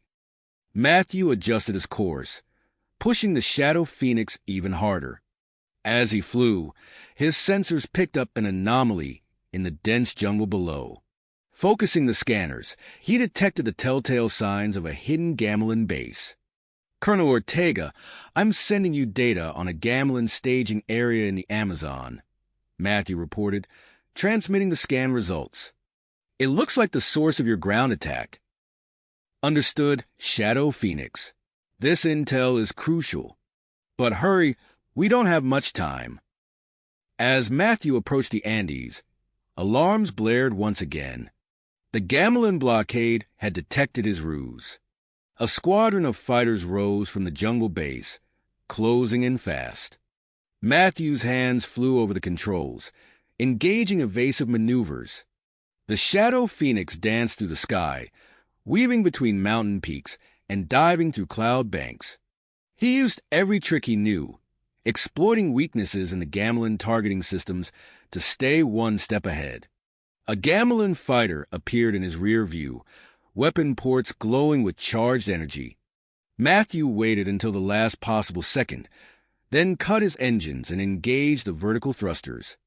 The Shadow Phoenix dropped like a stone, and the Gamelin ship overshot, its energy beams harmlessly dissipating into the clouds. As Matthew regained control, he spotted a nearly invisible seam in a sheer cliff face, the hidden entrance to Condor's nest. With Gamelin fighters closing in from all sides, he made a desperate approach. The hangar doors began to iris open, agonizingly slowly. Matthew grit his teeth, pushing the Shadow Phoenix's VTOL system to its absolute limit. He could see the individual bolts on the hangar doors, the wide eyes of the ground crew inside. With a final burst from the maneuvering thrusters, the Shadow Phoenix slipped inside just as the doors slammed shut behind it. The screech of metal on metal echoed through the hangar as the aircraft's wingtips scraped the closing aperture. Colonel Ortega rushed forward as Matthew popped the canopy. "Mr. Matthews, welcome to Condor's nest. I hope you're ready to work fast." Matthew grabbed his toolkit and hopped down from the cockpit. "Always. Show me your systems, Colonel. We've got an army to stop." "Stop." Matthew nodded, his mind already racing with possibilities as he followed Colonel Ortega through the bustling corridors of Condor's nest. The base thrummed with nervous energy, personnel rushing to and fro as alarms blared intermittently. "Our situation is critical," Ortega explained as they entered the main control room. "Gamelin forces are advancing on our position, and our outer defenses won't hold for long." Matthew's eyes darted across the array of screens and consoles, quickly assessing the base's systems. "I see the problem," he muttered, pulling out his specialized wrench. "Your power distribution is inefficient. We need to integrate the Shadow Phoenix's hybrid core with your systems, particularly that EMP weapon." Ortega's eyebrows shot up. "That prototype is still highly unstable." "Are you sure, Dash?" A violent tremor cut him off as the base shook under enemy fire. Matthew was already moving, prying open access panels and rerouting power conduits. "We don't have a choice," Matthew said, his hands a blur of motion. "This base's conventional defenses won't stand a chance against a full Gamelin assault. We need to take out their technology in one fell swoop." As Matthew worked, he explained his plan to Ortega and the surrounding technicians. The Shadow Phoenix's advanced power core would supercharge the EMP weapon, potentially expanding its range to cover the entire region. Warning klaxons intensified as Matthew made the final connections. He hesitated for a split second, then used his wrench to bypass several safety protocols in the Shadow Phoenix's core. "What are you doing?" a technician cried out in alarm. "Increasing power output," Matthew replied through gritted teeth. "It's risky, but it's our only shot." The lights in the control room flickered ominously as energy surged through the newly connected systems. Matthew's fingers flew across the controls, stabilizing the power flow and initiating the EMP weapon's charging sequence. "Breach. We have a breach." A soldier's panicked voice crackled over the intercom. "Gamelin forces have penetrated the outer perimeter." Colonel Ortega sprang into action, barking orders into his communicator. "All available pilots, engage in close-quarters combat." "Buy us time." Matthew worked frantically, acutely aware of the distant sounds of weapons fire growing closer. The base's power grid strained under the massive energy demands of the charging EMP weapon, causing systems throughout Condor's nest to fluctuate wildly. Suddenly, the main doors to the control room burst open. A squad of Gamelin shock troopers poured in, their alien weaponry glowing with deadly energy. "Matthews, look out!" Ortega shouted, diving for cover. Matthew ducked behind a console just as energy blasts tore through the air where he had been standing. He clutched his wrench tightly, mind racing for a solution. As the Gamelin troops advanced, Matthew noticed a weakness in their armor, a small gap near the joints. He waited for his moment, then sprang into action. Using his wrench as an improvised weapon, Matthew struck at the vulnerable points in the Gamlen armor. The alien soldiers, caught off guard by his unexpected assault, stumbled backward. Matthew seized the opportunity to grab a piece of equipment from a nearby workstation. With quick, precise movements, he reconfigured it into a makeshift stun device. "Ortega, catch!" he yelled, tossing the device to the colonel. Ortega caught it deftly and activated it, sending out a pulse that momentarily disoriented the Gamlen troops. The human defenders pressed their advantage, pushing the aliens back. But Matthew knew they were only buying seconds. He turned back to the EMP controls, his heart sinking as he saw the damage done in the firefight. "The main trigger's been hit," he called out to Ortega. "We'll have to activate it manually." Ortega's face paled, but that would mean dash. "I know," Matthew cut him off. "I have an idea." Without waiting for a response, Matthew sprinted towards a hangar where the Shadow Phoenix waited. He could hear Ortega shouting after him, but there was no time to explain. Matthew reached the aircraft just as another group of Gamlen soldiers burst into the hangar. He scrambled into the cockpit, his fingers flying over the controls. Come on," he muttered as the Shadow Phoenix's systems came to life. The aircraft lifted off just as energy blasts from Gamlen weapons scorched the hangar floor. Matthew angled the Shadow Phoenix towards the emergency exit, which was already beginning to close. "This is going to be tight," he said to himself, pushing the engines to their limit.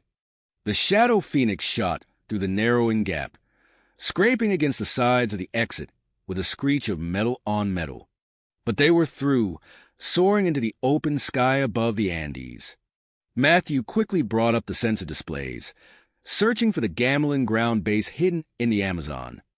As soon as he located it, he positioned the Shadow Phoenix high above the facility.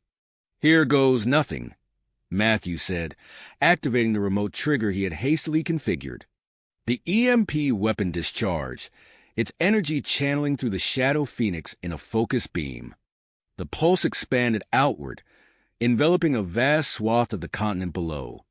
On his sensors, Matthew watched as Gamlen signatures winked out one by one.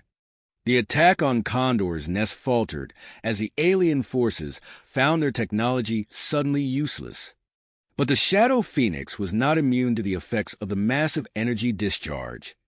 Warning alarms blared as systems began to fail. The hybrid power core destabilized, threatening to tear the aircraft apart. Matthew fought with the controls, desperately trying to keep the Shadow Phoenix airborne. He scanned the dense rainforest below, searching for any clearing large enough for an emergency landing. "There," he exclaimed, spotting a small break in the canopy. With every ounce of his piloting skill, Matthew guided the failing aircraft towards the clearing. The Shadow Phoenix shuddered and groaned, parts of its frame beginning to come apart under the strain. At the last moment, Matthew cut power to the engines and engaged emergency landing procedures. The Shadow Phoenix plummeted through the last few meters of jungle canopy, branches and leaves scraping against its hull. With a bone-jarring impact, the aircraft slammed into the forest floor. Matthew was thrown against his restraints, his vision blurring from the force of the crash. For several long moments he sat there, panting heavily as he assessed his condition. Miraculously, he seemed to be in one piece. Matthew popped the canopy and stumbled out of the Shadow Phoenix, surveying the damage. The once sleek aircraft was a battered wreck, smoke rising from its ruined engines. Using an emergency backup radio, Matthew managed to establish brief contact with Condor's nest. Colonel Ortega's relieved voice crackled through the static, confirming the success of the EMP attack and the retreat of Gamlen forces. But Matthew's sense of triumph was short-lived. As he ended the transmission, he picked up a faint but unmistakable sound, the hum of Gamlen engines. "No," he breathed, realizing his transmission must have been intercepted by a patrol ship outside the EMP's range. Matthew quickly gathered what supplies he could from the Shadow Phoenix, including his trusty wrench. As the sound of the approaching Gamelin ship grew louder, he took one last look at the wrecked aircraft. "I'll be back for you," he promised, then turned and plunged into the dense undergrowth of the Amazon rainforest. The humid air clung to his skin as Matthew pushed through the thick vegetation, his mind racing. He needed to evade capture, find a way to repair the Shadow Phoenix, and somehow continue his mission to upgrade Earth's defenses. As the whine of Gamelin's search vehicles filled the air behind him, Matthew gripped his wrench tightly and pressed on into the heart of the jungle. The race against time had entered a new, dangerous phase, and failure was not an option. Matthew pressed on through the dense Amazon rainforest, his breath coming in ragged gasps as he pushed himself to the limit. The whine of Gamelin's search vehicles grew fainter behind him, but he knew he couldn't afford to slow down. His mind raced, calculating his next move. As he ducked under a low-hanging branch, Matthew's foot caught on a tangle of vines. He stumbled, nearly losing his balance, but managed to right himself at the last second. The close call sparked an idea. Using his wrench, Matthew quickly fashioned a series of simple traps from the surrounding vegetation. He created tripwires from vines, positioning them at ankle height across likely pursuit paths. Fallen branches became crude snares, ready to ensnare unwary Gamelin soldiers. With each step deeper into the jungle, Matthew left behind a trail of improvised obstacles. He worked quickly, efficiently, his hands moving with practiced precision even as fatigue threatened to overwhelm him. Hours passed as Matthew pushed through the suffocating heat and humidity. The cacophony of jungle sounds, the cries of distant birds, the rustle of unseen creatures, became a constant backdrop to his flight. Just as his strength was beginning to falter, Matthew stumbled upon a clearing. His eyes widened as he took in the sight before him. A weathered structure, half swallowed by the encroaching forest. Vines snaked up its walls, and sections of the roof had caved in, but it was unmistakably man-made. "Station Gamma," Matthew murmured, recognizing the faded insignia on a nearby signpost. He approached cautiously, alert for any signs of recent activity. The outpost appeared long abandoned, its entrance choked with vegetation. Matthew used his wrench to pry open the rusted door, wincing at the screech of protesting metal. Inside, the air was stale and heavy with the scent of decay. Dust motes danced in the shafts of sunlight that penetrated the gloom through holes in the roof. Matthew's eyes adjusted slowly, revealing a space cluttered with discarded equipment and toppled furniture. He moved through the outpost methodically, taking stock of what remained. Most of the technology was outdated, rendered obsolete even before the Gamelin invasion. But to Matthew's trained eye, there was potential here. In a back room, he discovered a cache of components that had been spared the worst of the elements. Matthew's mind whirred with possibilities as he examined each piece. With some creative repurposing, he might just be able to cobble together a way to contact Condor's nest. Matthew set to work immediately, cannibalizing parts from various devices to construct a rudimentary communication array. He used his specialized wrench to make precise adjustments, coaxing life back into long-dormant circuits. After what felt like hours of painstaking work, Matthew activated the jury-rig device. Static crackled from the speakers, and he fine-tuned the frequency, hoping against hope for a response. "Condor's nest, this is Matthew Taylor. Do you read me? Over." More static. Then a faint voice broke through. "Taylor, is that you? This is Colonel Ortega. Your signal is weak, but we read you." Relief washed over Matthew. "Colonel, I've found an old outpost. The Shadow Phoenix is down, but I'm working on a plan." Ortega's voice grew urgent. "Listen carefully, Taylor. The EMP strike was successful, but Gamelin High Command is sending reinforcements. We need you to continue your mission as soon as possible." Matthew's mind raced. "Understood, Colonel." I'll find a way. Taylor out. He terminated the connection and moved to the outpost's main control room. Most of the displays were dead, but Matthew managed to coax some life into the long-range scanners. He used them to assess the damage to the Shadow Phoenix, his heart sinking as he realized the full extent of the destruction. Repairing the aircraft was out of the question with his current resources. But as Matthew stared at the outdated equipment surrounding him, a new plan began to form. He turned his attention to the outpost satellite uplink. It was old technology, but with some modifications. He might be able to use it to boost his quantum entanglement communicator signal. That could allow him to coordinate a rescue operation, or at least transmit vital information back to Earth's defense forces. Matthew had just begun work on the satellite uplink when a shrill alarm cut through the air. He rushed to check the outpost's perimeter sensors, his blood running cold at what he saw. A Gamelin dropship was approaching rapidly, no doubt drawn by his earlier transmission. Through the sensor readouts, Matthew watched as the dropship deployed a squad of Gamelin shock troops. Their armor gleamed with an unfamiliar sheen. These were clearly no ordinary soldiers, but EMP-hardened units designed to function in the aftermath of the attack. Leading the squad was a Gamelin officer whose bearing spoke of years of combat experience. This, Matthew realized with a sinking feeling, was an enemy who would not be easily outmaneuvered. As the Gamelin forces began their approach, Matthew's mind kicked into overdrive. He couldn't hope to defeat them in direct combat, but maybe, just maybe, he could use the outpost itself as a weapon.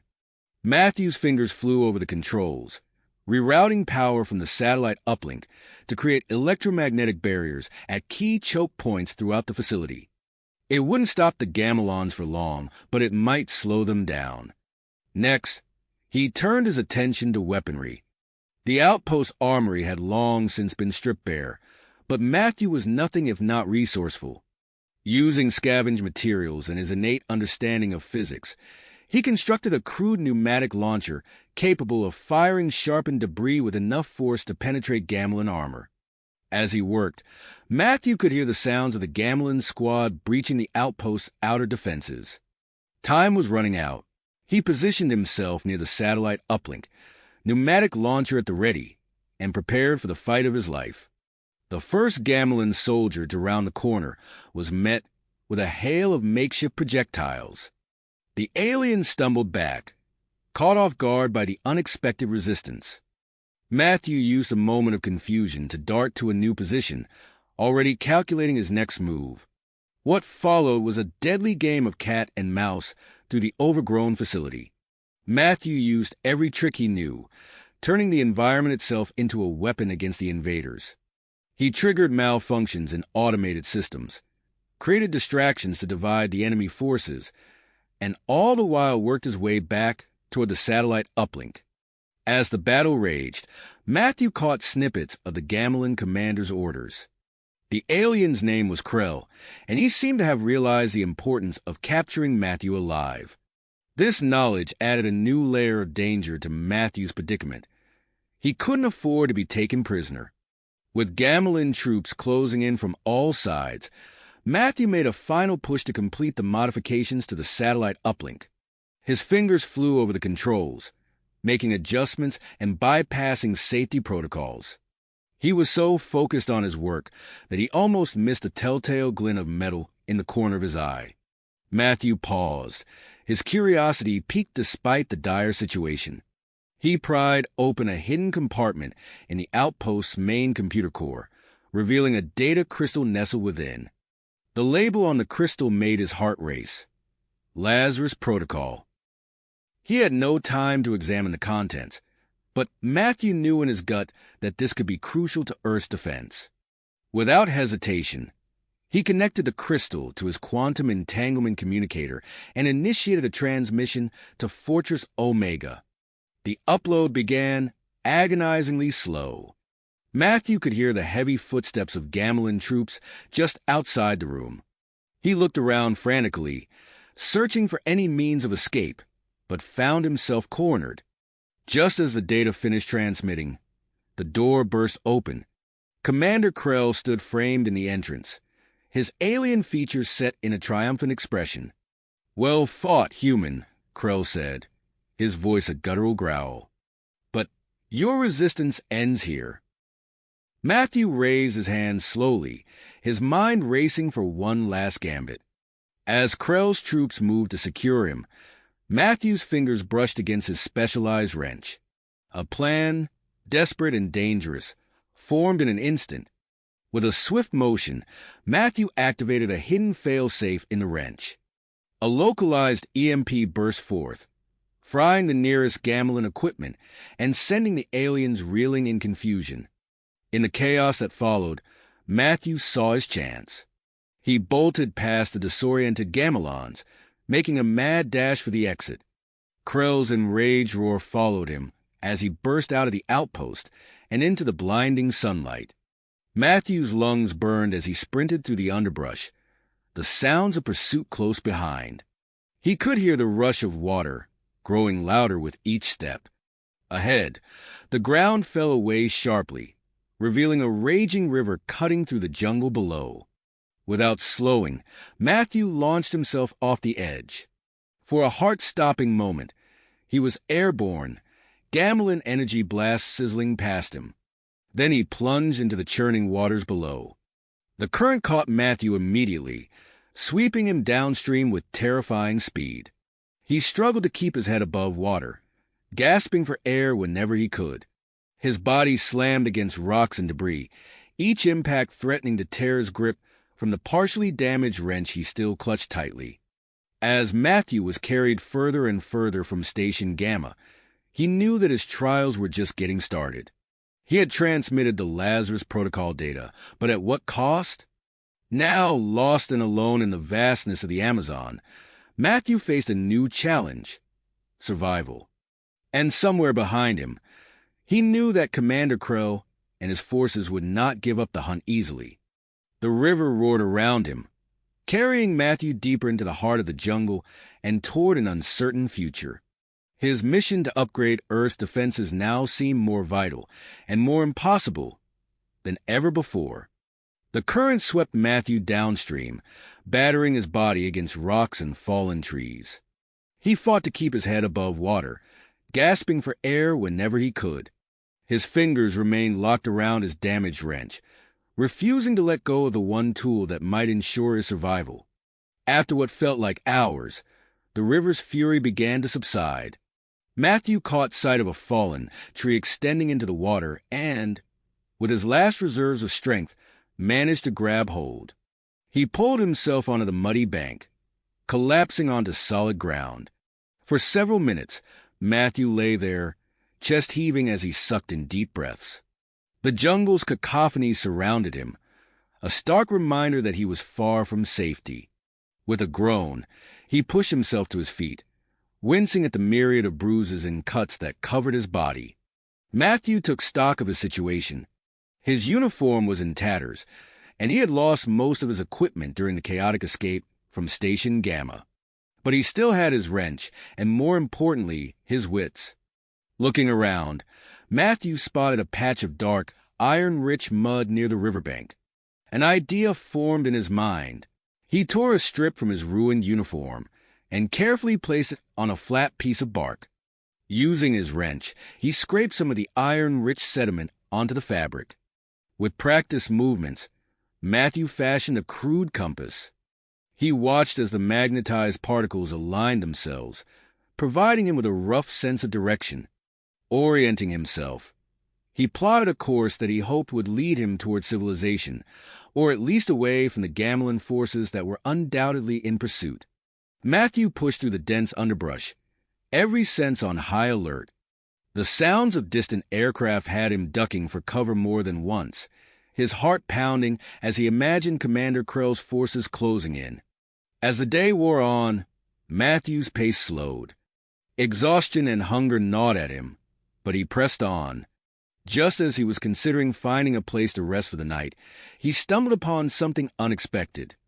The rusted remains of heavy machinery, half swallowed by the jungle. Approaching cautiously, Matthew recognized the equipment as part of a pre-invasion logging operation. Nature had reclaimed much of the site, but some structures remained intact. Matthew's eyes lit up as he spotted a communications array, its dish tilted at an odd angle but largely undamaged. He scrambled up to the control panel, prying off the weathered casing with his wrench. Inside, he found a tangle of wires and circuitry. Most of it was outdated, but to Matthew's trained eye, there was potential here. Working quickly, Matthew began repurposing components. He cannibalized parts from the array's transmitter, combining them with elements from his damaged wrench. His fingers moved with practiced precision, connecting wires and adjusting frequencies. After several hours of painstaking work, Matthew had cobbled together a makeshift distress beacon. He calibrated it to broadcast on a frequency used by Earth's resistance forces, hoping to attract allies rather than Gamlan patrols. As the beacon hummed to life, Matthew allowed himself a small smile. It wasn't much, but it was a start. He found a defensible position nearby, hidden from aerial view, and settled in to wait. Matthew had no way of knowing that his signal had attracted the attention of an unexpected observer. High above the Amazon canopy, a cloaked Gamlan vessel picked up the transmission. Its pilot, a rogue scientist named Zara, listened to the repeating pattern with growing curiosity.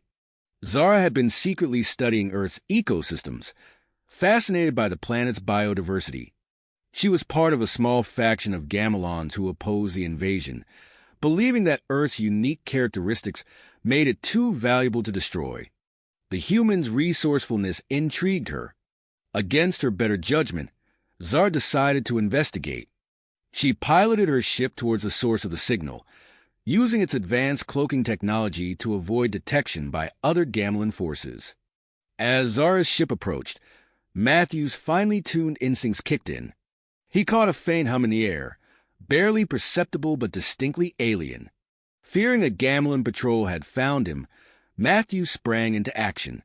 He raced back to the logging equipment, his mind working overtime. Matthew quickly rerouted power from his distress beacon to the rusted machinery. With a series of calculated adjustments, he triggered a controlled burn in a nearby section of the forest. The fire spread quickly, creating a smokescreen that obscured the area from aerial view. Matthew hoped this would mask his heat signature from any Gamlan scanners.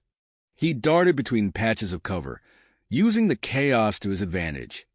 Zara, watching from her ship, was impressed by the human's ingenuity. She realized that a direct approach would likely result in the human fleeing or fighting. Instead, she decided to reveal her presence gradually. Using her ship's communications array, Zara broadcast a message on the same frequency as Matthew's distress beacon. "Human, I am not your enemy." Her voice crackled through Matthew's cobbled-together receiver. "I wish to help." Matthew froze, his mind racing. The voice was clearly Gamlan, but something about the tone made him hesitate. He remained hidden, watching as a shimmer in the air revealed the outline of a small Gamlan vessel. The ship's hatch opened and a single figure emerged. Zara stood there, her hands raised in a universal gesture of peace. "I am Zara, a Gamlan scientist," she called out. "I oppose the invasion of your world. Please, allow me to assist you." Matthew weighed his options. Every instinct told him to run, but he knew his chances of escaping on foot were slim. If this was a trap, he was already caught. But if the Gamlan was telling the truth, slowly, Matthew emerged from his hiding spot, wrench held tightly in his hand. "I'm listening," he said cautiously. "But you'll forgive me if I'm not quick to trust a Gamlan." Zara nodded, understanding the human skepticism. "Your caution is warranted," she replied. "But I believe we may be able to help each other. Your resourcefulness is impressive, and I have access to technology that could aid your mission." Matthew's eyes narrowed. "How do you know about my mission?" "I've been monitoring communications," Zara explained. "I know you're working to upgrade Earth's defenses." I believe your efforts could lead to a peaceful resolution to this conflict, one that doesn't end in the destruction of your world or mine." As they talked, Matthew felt his suspicions slowly giving way to cautious hope. Zara's knowledge of Earth's ecosystems and her opposition to the invasion seemed genuine, and the potential advantages of access to Gamlan technology were too significant to ignore. "All right," Matthew said finally, "I'll come with you, but at the first sign of betrayal." Zara raised a hand, cutting him off. "I understand. You have my word, for whatever that's worth to you." As Matthew boarded Zara's ship, a new chapter in his mission began. The unlikely allies lifted off, leaving behind the smoldering remnants of the logging camp. But their departure didn't go unnoticed. Miles away, Commander Krell received a report of an unscheduled Gamlan ship in the area. His eyes narrowed as he connected the dots. The human had found help, but from whom? And to what end? Krell barked orders to his squadron. The hunt was not nearly finished. As Matthew and Zara's ship streaked across the sky, a fleet of Gamlan vessels began to converge on their location. The race to save Earth, and perhaps find a way to end the war, was only just beginning. The Gamlan vessel streaked across the sky, carrying its unlikely allies towards an uncertain future. Matthew sat in the co-pilot seat, his mind racing as he processed the sudden turn of events. Zara's ship was faster and more advanced than anything he had encountered before, but he knew they weren't out of danger yet. "We're approaching the South Pacific," Zara announced, her fingers dancing across the ship's controls. "The coordinates for Poseidon's Trident should be just ahead." Matthew leaned forward, his eyes scanning the horizon. As they neared their destination, his heart sank.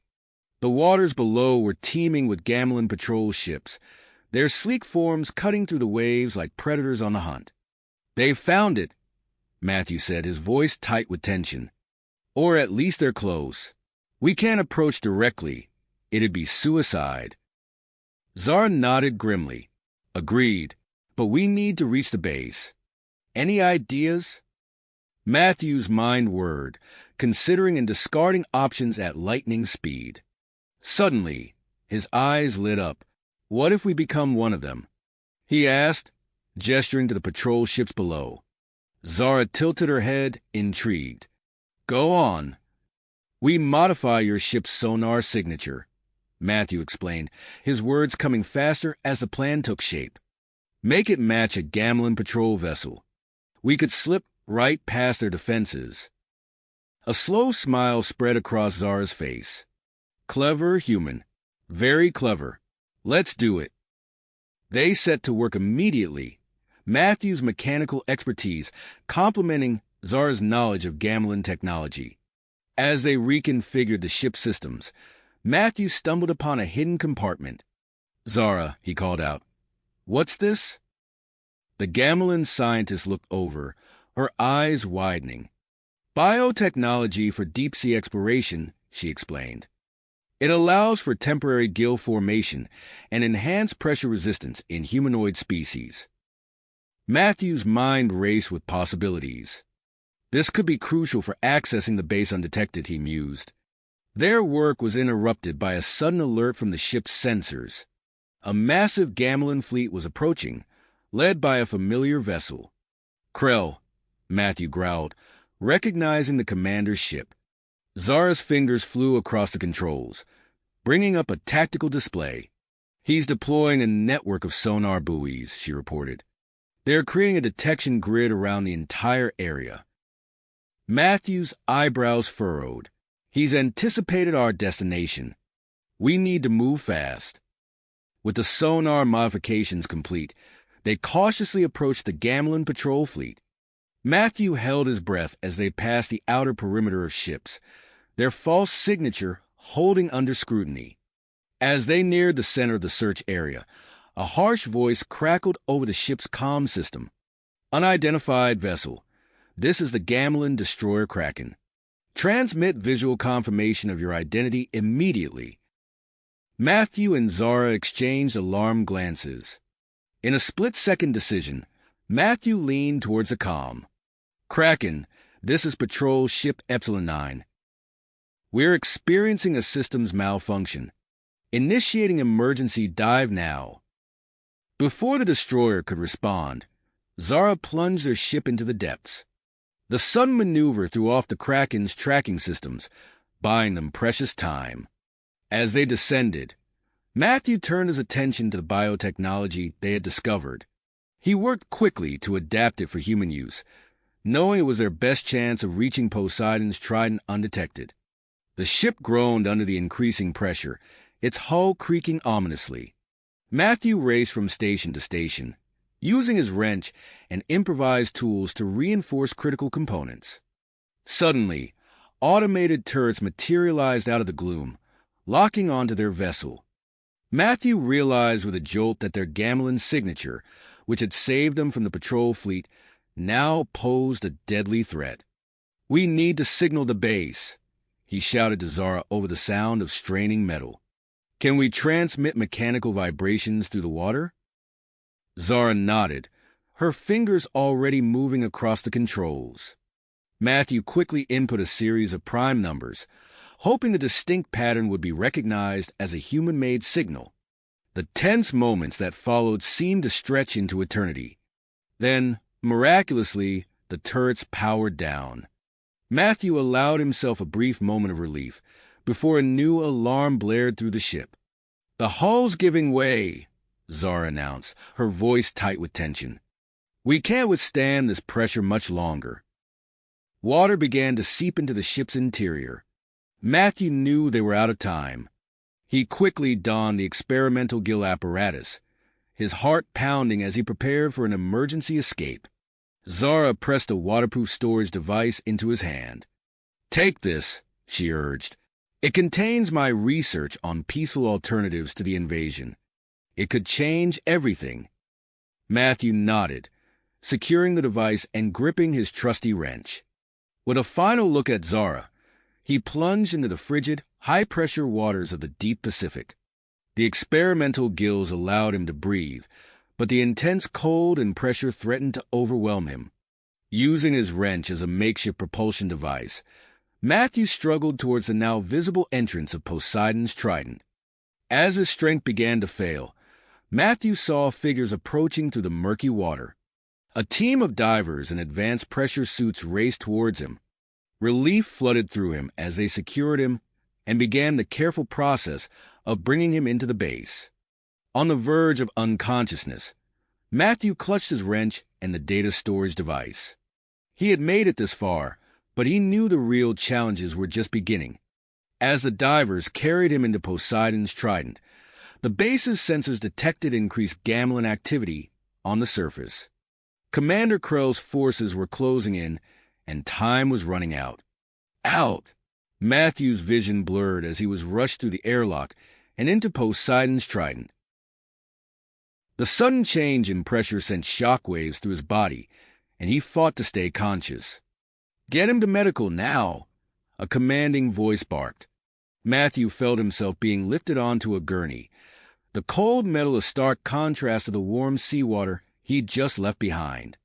As he was wheeled through sterile corridors, he caught glimpses of advanced technology and bustling personnel. The base was clearly on high alert. In the medical bay, a team of doctors swarmed around him. They worked with practiced efficiency, attaching monitors and administering treatments to counteract the effects of his dangerous deep-sea journey. Matthew's ears rang as his body adjusted to the normal atmosphere. "Pulses stabilizing," one doctor reported. "Oxygen levels returning to normal." As the medical team worked, Matthew heard the swoosh of automatic doors. Through his hazy vision, he saw a tall, imposing figure enter the room. The man's uniform was adorned with the insignia of high rank, and his piercing gaze swept over the scene. "Admiral Tanaka," one of the doctors acknowledged. "He's responding well to treatment, but it was a close call." The Admiral nodded curtly. "I need a full report on his condition as soon as possible. And get that data storage device to our analysts immediately." Matthew tried to speak, but his throat was raw from the salt water. He managed to croak out the mission. Lazarus Protocol. Admiral Tanaka stepped closer, his expression softening slightly.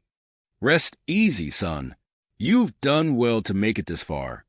We'll debrief once you've recovered. As Matthew drifted into a medically induced sleep, the base around him hummed with activity. In a nearby lab, technicians pored over the data recovered from Zara's device. Their eyes widened as they uncovered the wealth of information on Gamelin biotechnology and potential peaceful alternatives to the invasion. Hours later, Matthew awoke feeling stiff but alert. He sat up, taking in the advanced medical equipment surrounding him. A nurse noticed his movement and quickly alerted Admiral Tanaka. The Admiral entered, his posture rigid but his eyes betraying a hint of curiosity. "Mr. Taylor, I believe you have quite a story to tell us." Matthew nodded, his voice still rough. "Sir, I'm here to upgrade Earth's defenses. The Lazarus Protocol." "I'm aware of the protocol," Tanaka interrupted. "What I need to know is how you acquired Gamelin technology and why a Gamelin scientist aided your escape." Matthew recounted his encounter with Zara and their daring flight to Poseidon's Trident. As he spoke, Admiral Tanaka's expression grew increasingly thoughtful. "This changes things," the Admiral mused. "The intelligence you brought us could be a game changer. But we need to act fast. Commander Krell's forces are closing in." Tanaka turned to a nearby console, bringing up a tactical display of the surrounding ocean. Red dots representing Gamelin ships swarmed across the screen. "We're initiating Operation Kraken," Tanaka explained. "It should buy us some time, but we need to get those defense upgrades online ASAP." Matthew swung his legs off the bed, ignoring the protest from his aching muscles. "I'm ready to start, sir, but I'll need to see your engineering team. The quantum entanglement communicator requires some creative adaptation for underwater use." Admiral Tanaka nodded approvingly. "I'll have Dr. Nakamura, our chief engineer, meet you in the main lab. But first, let's get you some proper attire." Minutes later, dressed in a Poseidon's Trident uniform, Matthew stood before a massive holographic display in the base's central hub. Dr. Nakamura, a wiry man with quick, intelligent eyes, studied the schematics of the quantum entanglement communicator. "Fascinating," Nakamura murmured. "But you're right. The deep-sea environment poses unique challenges. The pressure alone would crush conventional housings." Matthew nodded, already formulating solutions. "What if we use a combination of reinforced alloys and force field technology? We could create a bubble of stable space around the device." Nakamura's eyes lit up. "Yes, and we could tap into the base's geothermal power source to boost the signal strength." It just might work. As they delved into the intricacies of the adaptation process, alarms blared throughout the base. Admiral Tanaka's voice came over the intercom, tense but controlled. "Attention all personnel. Gamelin forces have begun deploying deep-sea probes. Operation Kraken is in effect. All non-essential staff report to your designated safe zones." Matthew and Nakamura exchanged grim looks. The race against time had begun in earnest. They worked feverishly, their hands flying over control panels and delicate components. Hours blended together as they pushed the boundaries of human and Gamelin technology. Finally, with a series of delicate adjustments, the adapted quantum entanglement communicator hummed to life. Its soft blue glow seemed to illuminate the entire lab. "We've done it," Nakamura breathed, his face etched with a mixture of exhaustion and triumph. Matthew allowed himself a small smile. "Now let's see what this baby can do." They established a connection with Fortress Omega, Earth's central command. The crystal-clear transmission cut through the miles of ocean and atmosphere, linking Poseidon's Trident to the planet's unified defense network. As information flowed between the underwater base and Earth's command center, Matthew's mind raced with new possibilities. His gaze fell on the schematics of Gamelin biotechnology recovered from Zara's data. Dr. Nakamura, he said slowly, an idea taking shape. What do you know about your experimental underwater construction facilities? Nakamura raised an eyebrow. We have some of the most advanced submersible fabrication technology on Earth. Why do you ask? Matthew's eyes gleamed with willpower. I think it's time we level the playing field. How would you like to build a submarine that can outmaneuver anything the Gamelons have? As Nakamura processed the implications, alarms blared once again. Admiral Tanaka's voice crackled over the intercom, urgent and commanding. All hands battle stations. Gamelin forces have detected trace emissions from our sensor array. They're closing in fast. Prepare for imminent engagement.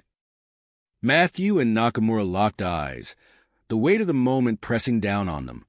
They had made progress, but would it be enough? As they raced to join the base's defense efforts, the vast Pacific Ocean above them churned with the approach of Gamelin warships, setting the stage for a confrontation that would determine the fate of Poseidon's Trident and perhaps the entire planet. As alarms blared throughout Poseidon's Trident, Matthew's mind raced with possibilities. He turned to Dr. Nakamura, willpower etched on his face. We need to act fast, Matthew said, his voice steady despite the chaos around them. That experimental submarine we discussed, it's our best shot at countering the Gamelin attack. Nakamura nodded, his fingers already flying across a nearby console. I've initiated the fabrication sequence, but we'll need to modify the designs on the fly. They sprinted through the corridors of Poseidon's Trident, dodging personnel rushing to their battle stations. The base trembled as distant explosions reverberated through the water. In the cavernous submarine bay, a massive 3D printer whirred to life. Robotic arms danced in a complex ballet, layering advanced composites and alien alloys. Matthew and Nakamura worked feverishly, integrating Gamelin biotechnology into the evolving design. We need to boost the stealth capabilities, Matthew shouted over the din of construction. Can we repurpose the base's cloaking technology? Nakamura's eyes lit up. Brilliant. I'll reroute power from the auxiliary systems. As they worked, Admiral Tanaka's voice crackled over the intercom. Gamelin forces have breached our outer defenses. All personnel, prepare for possible evacuation. The submarine, sleek and alien in appearance, took shape before their eyes. Its hull shimmered with an otherworldly iridescence, a fusion of Earth and Gamelin engineering. We're calling it the Leviathan, Nakamura said, a hint of pride in his voice. Matthew nodded approvingly. Fitting. Now, let's see what this beast can do. As the final touches were applied, Matthew assembled a crew of the base's most skilled operators. They boarded the Leviathan, marveling at its advanced interior. Powering up main systems, Matthew announced from the captain's chair. The ship hummed to life, displays flickering with data streams. Admiral Tanaka's face appeared on the main view screen. Godspeed, Leviathan. You're our last line of defense. The massive bay doors opened, revealing the dark expanse of the Pacific. Matthew gripped the controls, feeling the raw power at his fingertips. Engage stealth systems, he ordered. The Leviathan shimmered and vanished from sight. They ascended swiftly, the advanced propulsion system cutting through the water with unnatural ease. As they neared the surface, the crew gasped at the sight before them. A massive Gamelin fleet loomed overhead, their ships casting ominous shadows on the waves. Depth charges exploded around them, sending shockwaves through the water. Matthew's mind raced, formulating a plan. We'll use their size against them, he said, studying the enemy formation. Prepare the EMP devices.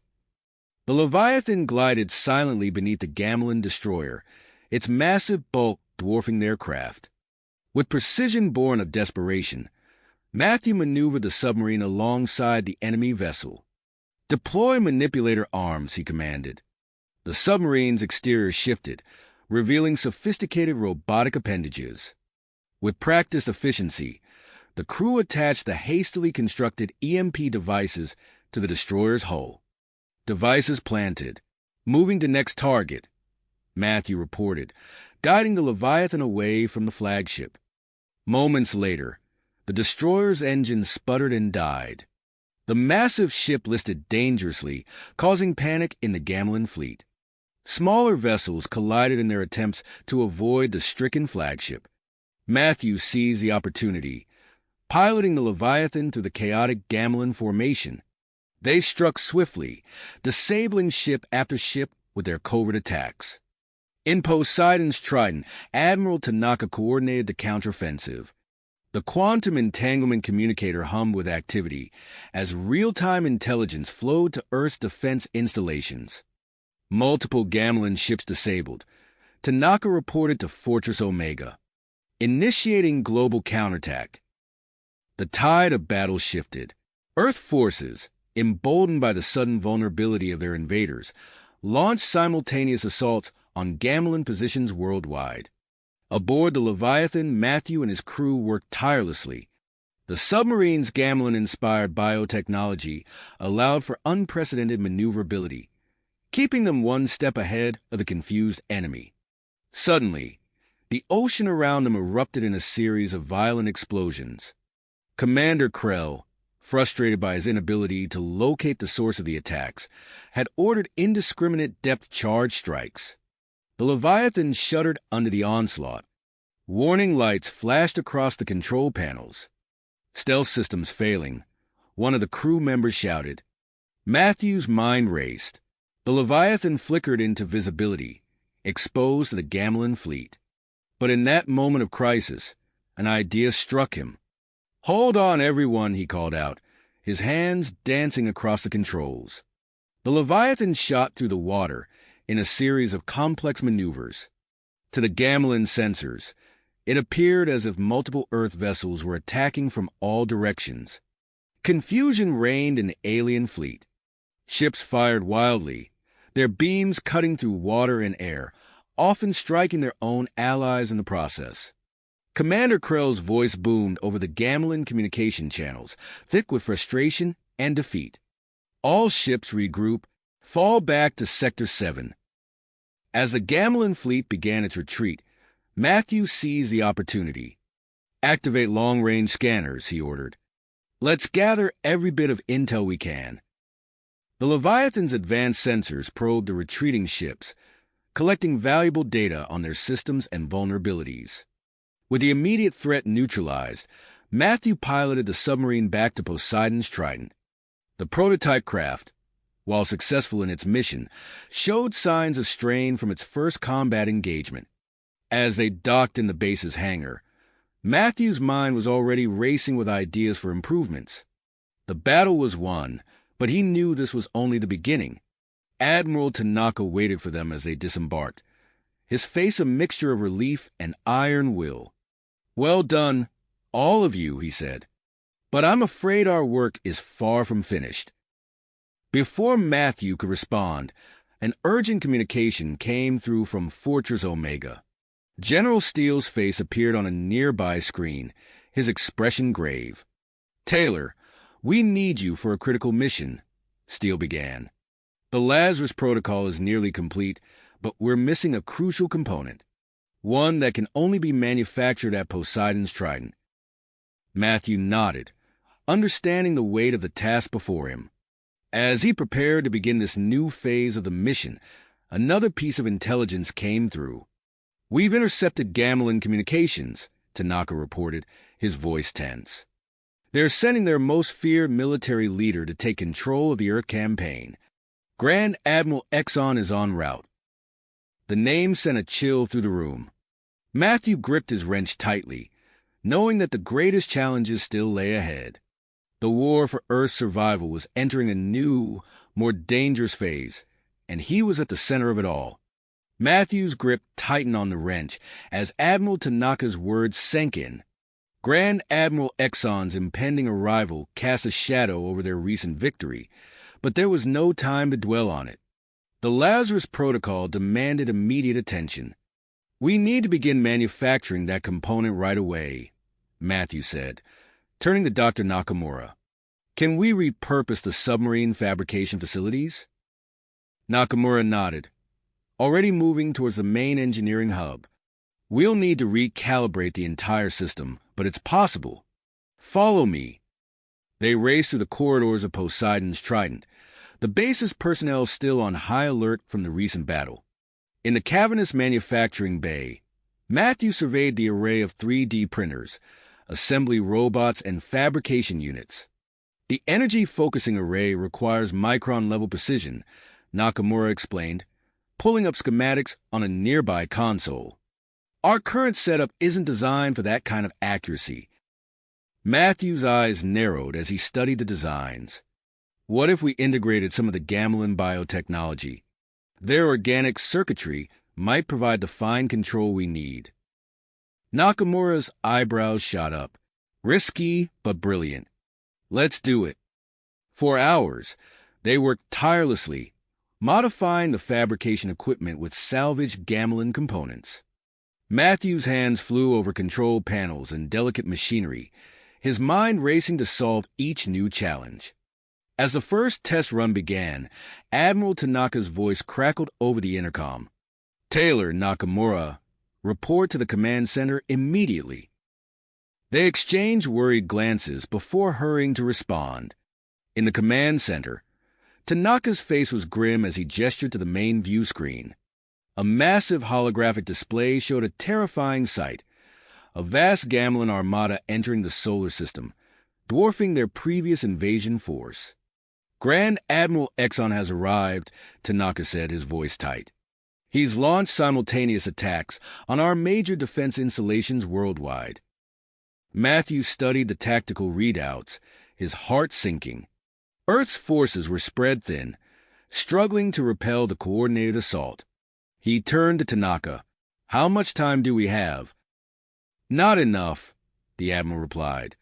"How soon can you complete the Lazarus component?" Before Matthew could answer, the entire base shuddered violently. Alarms blared as technicians scrambled to identify the threat. "Seismic activity detected," one officer shouted. "Multiple epicenters forming around the base." Nakamura's eyes widened in realization. They've developed some kind of underwater seismic weapon. If they destabilize the ocean floor, Poseidon's Trident will be exposed, Matthew finished, his mind already racing for solutions. He turned to Tanaka. "Sir, let me take the Leviathan. We can hunt down those seismic devices and neutralize them." Tanaka hesitated for a split second before nodding. "Do it, but be quick. We need you back here to finish the Lazarus component."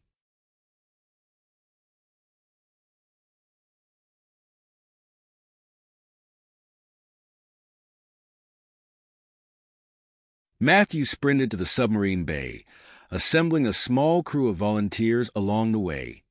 Within minutes, they were aboard the Leviathan, its hybrid systems humming to life. "Engaging stealth mode," Matthew announced as the massive bay doors opened.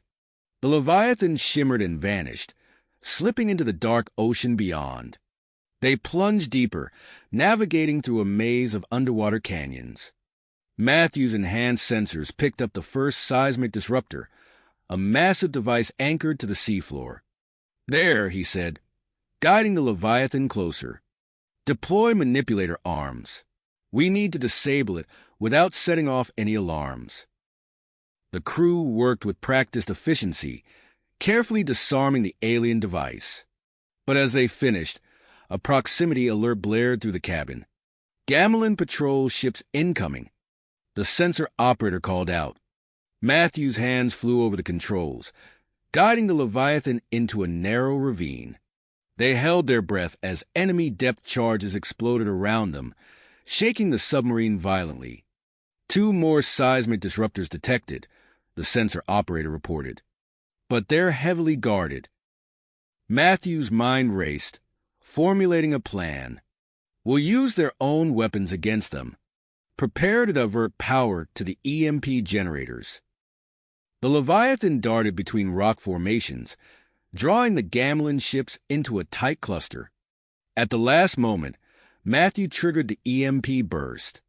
The pursuing vessels went dark, colliding with each other in the confusion. With the path clear, they swiftly neutralized the remaining seismic devices. As they turned back towards Poseidon's trident, Matthew's comlink crackled to life. "Taylor, this is Tanaka. The Lazarus component is complete, but we can't risk surface transport. You need to deliver it to the orbital construction site." Matthew's eyes widened. "In the Leviathan? Sir, we're not equipped for spaceflight." "It's our only option," Tanaka replied grimly. "Report to the main hangar for immediate retrofitting. And Matthew, hurry. Exxon's forces are closing in." As they approached Poseidon's trident, Matthew could see signs of the intensifying battle above. The ocean's surface churned with explosions, and distant flashes of light marked orbital engagements. The Leviathan docked in a flurry of activity. Technicians swarmed the submersible, working feverishly to adapt it for the unprecedented journey from seafloor to low Earth orbit. Matthew oversaw the modifications, his mind racing through calculations and potential failure points. The precious Lazarus component was carefully loaded aboard, secured in a specially designed containment unit. As the final preparations were made, a violent tremor rocked the base. Admiral Tanaka's voice came over the intercom, urgent and strained. "Taylor, we're out of time. Exxon's fleet is directly overhead. You need to launch now." Matthew took a deep breath, settling into the pilot's seat. His hand hovered over the launch controls as he addressed his crew. "This isn't going to be a smooth ride," he warned. "But Earth is counting on us. Let's make history." With a final systems check, Matthew engaged the Leviathan's engines. The hybrid craft shuddered as it disconnected from the docking clamps, beginning its unprecedented journey from the ocean depths to the stars above. The Leviathan shuddered as its engines roared to life, the hybrid craft straining against the immense pressure of the ocean depths. Matthew's hands flew across the control panel, making split-second adjustments to compensate for the rapidly changing environment. "Structural integrity at 92% and holding," called out the engineer, her voice tense with concentration. "Hull temperature rising as expected." Matthew nodded, his eyes fixed on the readouts. "Prepare for surface breach. All hands brace for impact." The Leviathan shot upward like a missile, water parting in its wake. As they neared the surface, Matthew engaged the atmospheric shielding. The technology, reverse-engineered from captured Gamelin vessels, crackled to life just as they exploded out of the ocean. The transition was violent. G-forces slammed the crew back into their seats as the Leviathan's nose pointed skyward. Water cascaded off the hull in sheets, and for a moment, Matthew caught a glimpse of the battle raging above. The sky was alight with energy weapons and explosions. Earth's defenders locked in desperate combat with Exxon's invasion force. "We've been spotted," shouted the sensor operator. Multiple Gamelin fighters breaking off to intercept. Matthew's eyes hardened. "Deploy countermeasures. Evasive pattern Delta 3. The Leviathan banked hard, releasing a cloud of electromagnetic chaff. Gamelin energy beams lanced through the air around them, the atmosphere outside their shields superheating into plasma. As they climbed higher, Matthew pushed the hybrid craft beyond its design limits. The Leviathan's frame groaned under the stress, but held together. They weaved through the swarm of Gamelin fighters. Matthew's piloting skills and intimate knowledge of both human and alien tech allowing him to stay one step ahead. Entering upper atmosphere, the navigator announced, "Prepare for final ascent burn." Matthew took a deep breath, his finger hovering over the ignition switch for the main engines. "Engage!" The Leviathan lurched as its space-worthy engines ignited. The sudden acceleration pressed them deeper into their seats, the curvature of the Earth becoming visible through the viewports. But their troubles were nowhere near the end. As they broke free of the planet's gravitational pull, a new threat loomed ahead. Grand Admiral Exxon had anticipated their move, positioning his capital ships to form an impenetrable blockade in low Earth orbit. "My God!" whispered the weapons officer, staring at the tactical display. "We'll never make it through that." Matthew's mind raced, analyzing and discarding options in rapid succession. Then an idea struck him, risky, potentially suicidal, but their only shot. "Nakamura," he called out to the chief engineer, "we need to reconfigure the phase shift device. Channel all available power from life support." Nakamura's eyes widened in understanding. "You can't be serious. We've never tested it at this scale."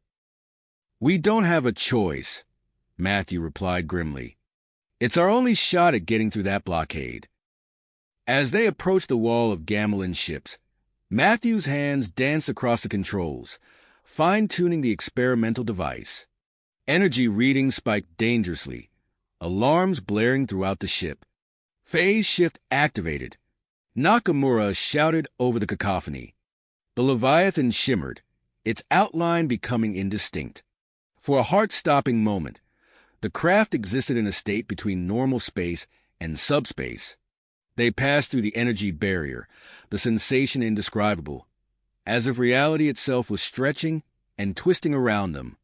Then, with a bone-jarring lurch, they emerged on the other side.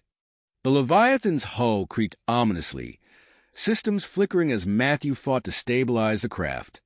"Damage report," he called out, fingers flying over the controls.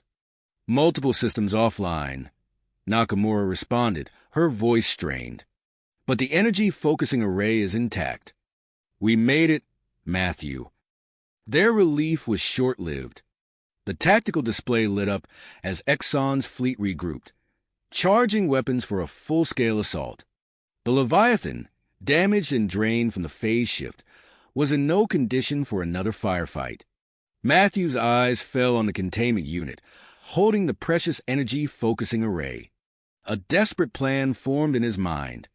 "We're going to use the array," he announced, already moving to access the sealed container. "If we can reconfigure it to connect with our power core, we might be able to create an energy pulse large enough to disable Exxon's ships." The crew looked at him in shock, but there was no time for debate. They worked feverishly, rerouting power conduits and modifying the delicate equipment. Matthew's skilled hands moved with precision even as the Leviathan shuddered under the first volley of Gamelin fire. "Ready," Nakamura called out, her finger hovering over the activation switch. Matthew nodded, gripping his console tightly. "Do it." A blinding pulse of energy erupted from the Leviathan, expanding outward in a rapidly growing sphere. It washed over the Gamelin fleet, overloading their systems in a cascade of power failures. For a moment, the vastness of space was illuminated by the pulse, Exxon's mighty armada reduced to dark, powerless hulks. But the victory came at a cost. Alarms blared as the energy-focusing arrays smoked and sparked, circuits fused beyond repair. "Array efficiency down to 62%, Nakamura reported grimly. "It's still functional, but barely." Matthew's mind was already racing, calculating the implications for the Lazarus Protocol.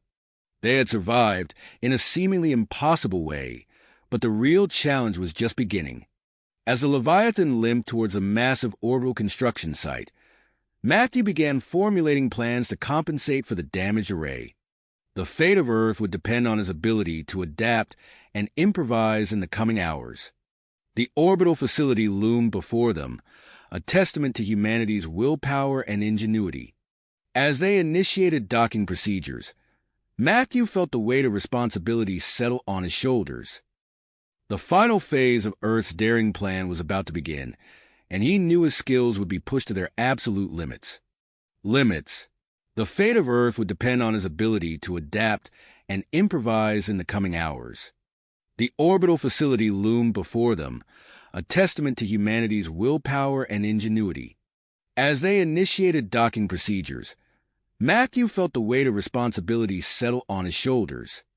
The final phase of Earth's daring plan was about to begin, and he knew his skills would be pushed to their absolute limit. With a metallic clang, the Leviathan locked into place against the station's docking port. Matthew unbuckled his harness and turned to his crew. "Move quickly," he ordered. "We need to get the array to the main engineering bay immediately." The team sprang into action, carefully maneuvering the damaged energy-focusing array through the Leviathan's narrow corridors. As the airlock cycled open, Matthew was greeted by the stern face of Dr. Elena Volkov, chief scientist of the Lazarus Protocol. "Taylor," she said, her eyes immediately drawn to the smoking array. "What happened?" Matthew quickly explained the situation as they moved through the station's sterile white hallways. Dr. Volkov's expression grew increasingly grim. "This level of damage will significantly reduce the effectiveness of the planetary shield," she said, shaking her head.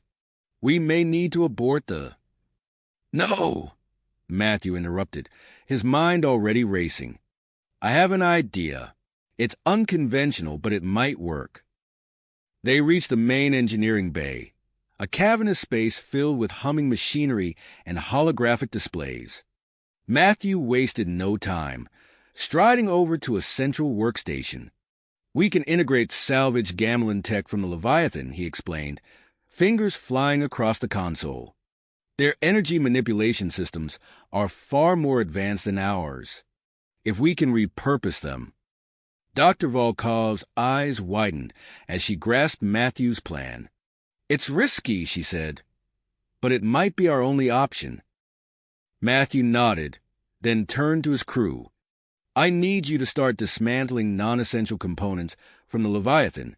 Focus on the hybrid propulsion system and the phase shift device." As his team rushed to comply, Matthew and Dr. Volkov began the delicate process of integrating the alien technology with the Lazarus Protocol's human systems. They worked feverishly, repurposing the Gamelin components into a series of energy amplifiers. Suddenly, the entire station shuddered violently. Alarms blared as a voice came over the intercom. "Alert! Gamelin stealth fighters detected. All personnel to battle stations." Matthew gritted his teeth, redoubling his efforts as the sound of distant explosions echoed through the structure. The station's defense systems engaged, filling space outside with crisscrossing energy beams. "We can't stop now," he shouted over the din. "Keep working." Minutes stretched into hours as they raced against time. Matthew's hands moved with practiced precision, connecting delicate circuitry and reprogramming alien systems. Sweat beaded on his forehead as he pushed himself to the limit of his capabilities.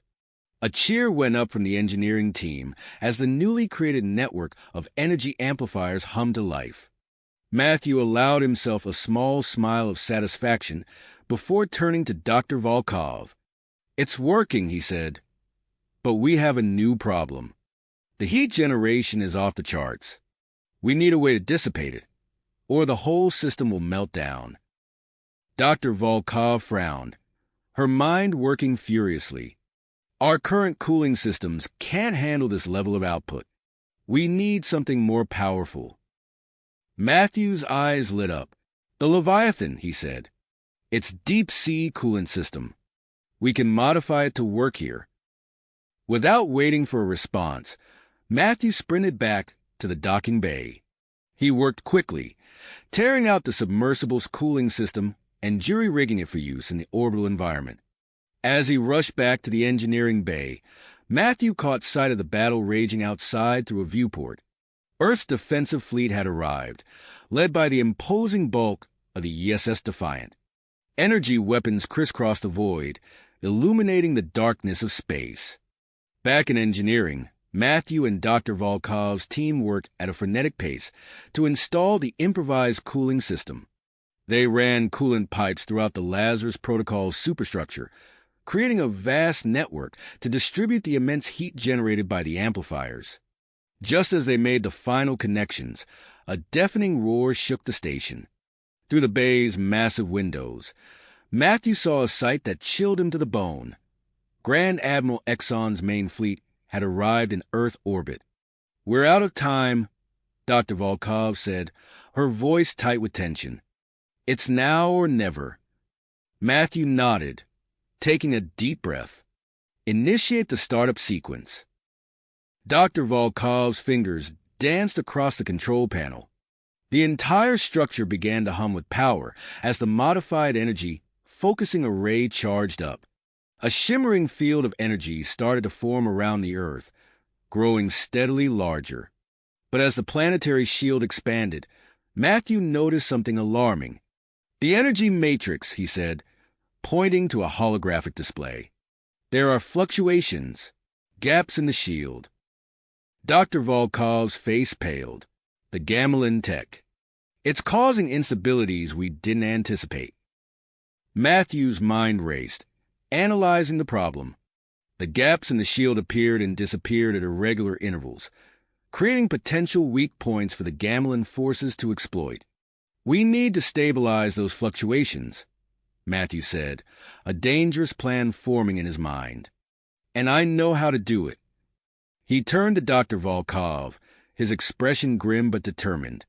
"I'm taking the Leviathan back out there. We can use its hybrid systems to manually stabilize the shield from the outside." "That's incredibly risky," Dr. Volkov protested. "You'll be right in the middle of the battle, flying dangerously close to an unstable energy field." Matthew nodded. "I know, but it's our only chance." As if on cue, Captain Marcus Webb's voice came over the comms. "This is the ESS Defiant. We've been monitoring your situation. We'll provide cover for the Leviathan during its shield stabilization mission." Matthew quickly assembled a small team of engineers and pilots, briefing them on the dangerous task ahead. As they made their way back to the Leviathan, the station rocked with the impact of Gamelin weapons fire. Grand Admiral Exxon had launched his full-scale assault. The Leviathan systems came to life as Matthew settled into the pilot's seat. He took a moment to survey his crew, each face a mask of perseverance. "This is it," he said, his hands hovering over the controls. "Let's save our world." With that, Matthew engaged the Leviathan's engines. The hybrid craft detached from the station, plunging once more into the chaotic space battle that would determine the fate of Earth. Humanity. The Leviathan's engines roared to life, propelling the craft into the chaos of battle surrounding Earth. Matthew's hands danced across the controls, guiding the hybrid vessel through a maze of energy beams and debris. The ship's sensors flickered, overwhelmed by the intensity of the conflict raging around them. "Multiple bogies on R6, called out Nakamura from her station. "Gamelin fighters closing fast." Matthew's teeth gritted as he executed a series of evasive maneuvers. The Leviathan responded smoothly, its alien technology allowing for impossibly tight turns and sudden accelerations. "ESS Defiant, this is the Leviathan," Matthew said into the comm. "We're approaching the first weak point in the shield. Requesting cover fire." Captain Webb's voice crackled through the speakers. "Copy that, Leviathan. We've got you covered." The massive bulk of the Defiant appeared on their starboard side, its weapon systems blazing. Gamelin fighters scattered under the barrage, creating a momentary corridor for the Leviathan to operate. As they neared the fluctuating energy field, the ship began to vibrate violently. Warning lights flashed across Matthew's console. "Electromagnetic interference off the charts," reported one of the engineers. "Hull integrity at 89% and dropping." Matthew nodded grimly, initiating phase shift. He activated the experimental device, feeling the familiar sensation of reality bending around them. The Leviathan's outline blurred, its system syncing with the shield's frequency. "We're in," Matthew announced. "Beginning stabilization procedure." Using the ship's modified systems, Matthew began to manipulate the unstable energy patterns. It was delicate work, requiring split-second adjustments and constant monitoring of multiple systems. Sweat beaded on his forehead as he worked, acutely aware of the battle raging just beyond their position.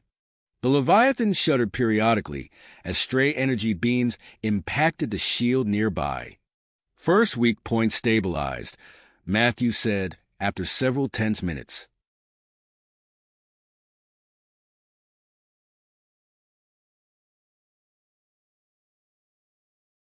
Moving to the next location.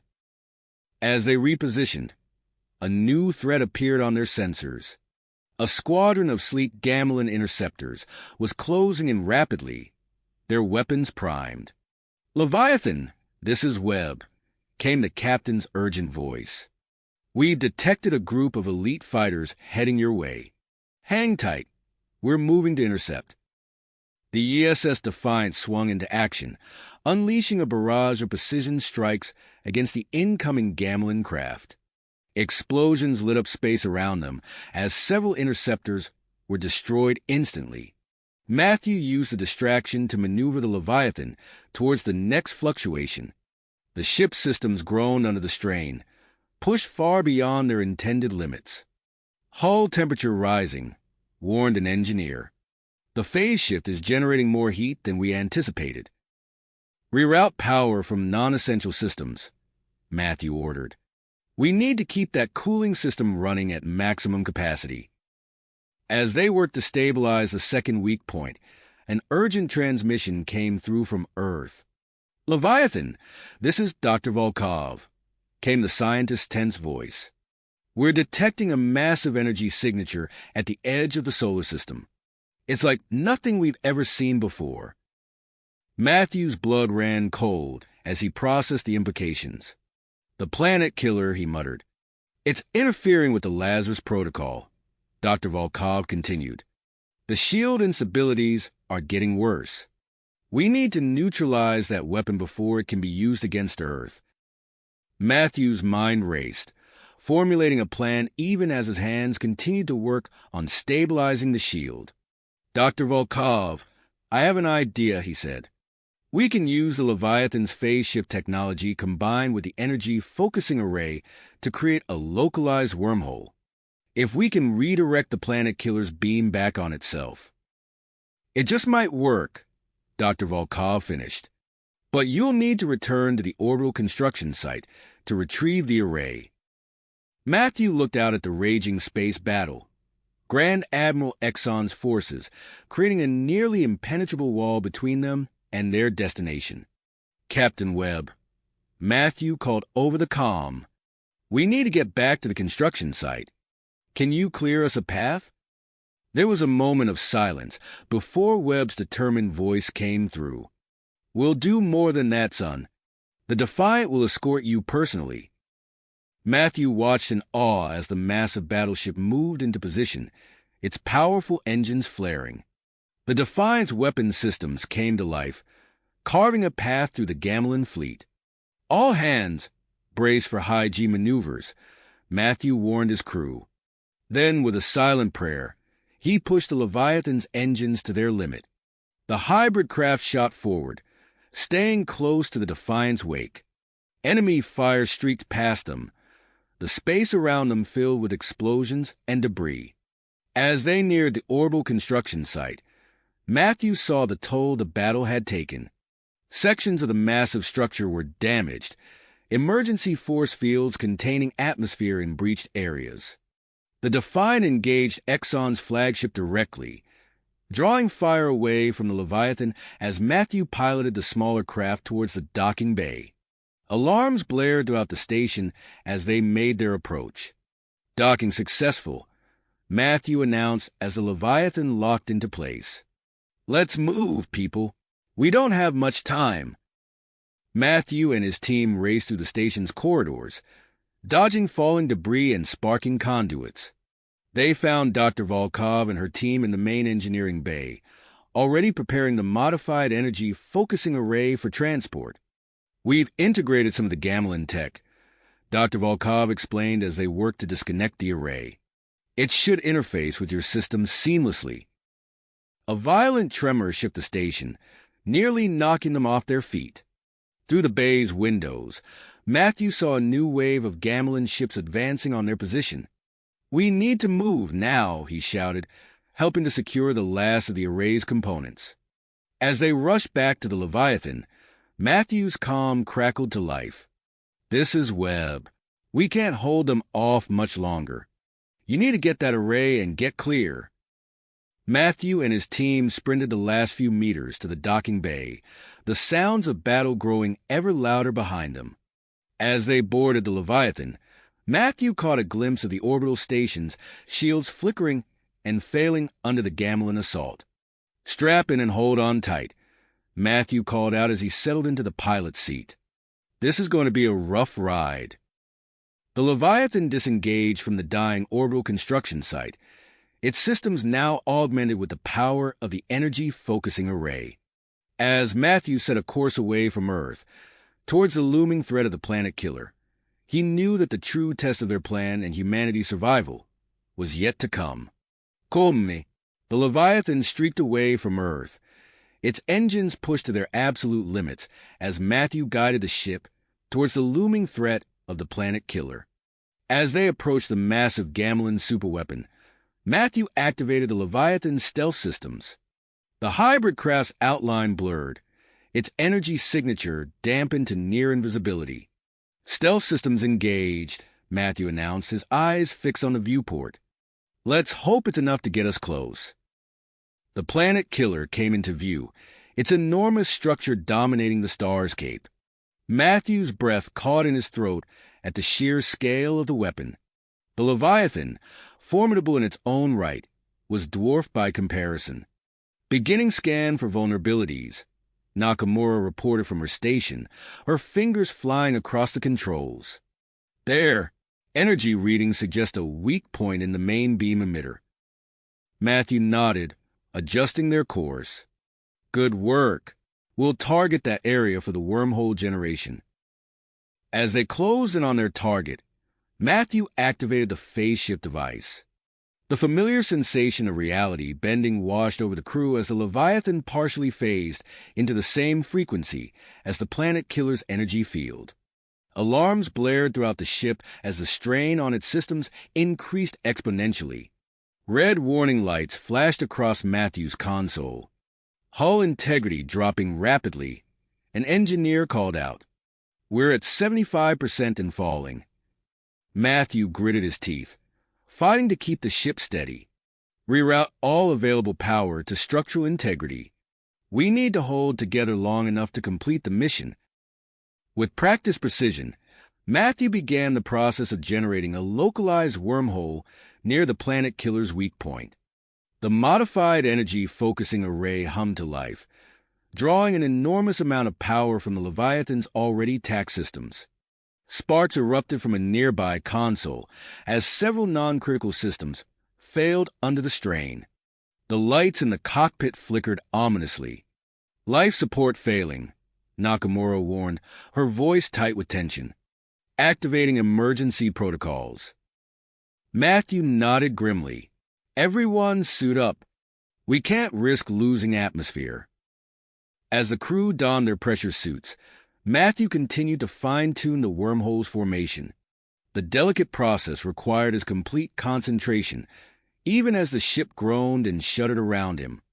Suddenly, energy beams lanced out from the planet killer's surface, slicing through space dangerously close to the Leviathan's position.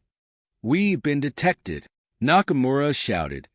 "Multiple defense turrets activating." Matthew's hands flew across the controls, initiating evasive maneuvers while struggling to maintain the wormhole's stability. The Leviathan twisted and rolled, narrowly avoiding the barrage of energy fire. Just as it seemed they would be overwhelmed, a familiar voice crackled over the comm system. "Leviathan, this is the ESS Defiant." Captain Webb's determined voice came through. "We've got your back." The battered but still formidable Earth battleship appeared, unleashing a devastating barrage against the planet killer's defensive systems. The distraction allowed Matthew to complete the wormhole formation. Wormhole stabilized, Matthew announced, his voice strained. Preparing for energy redirection. As the planet killer's main weapon began to power up, an ominous glow building at its core, Matthew positioned the Leviathan precisely.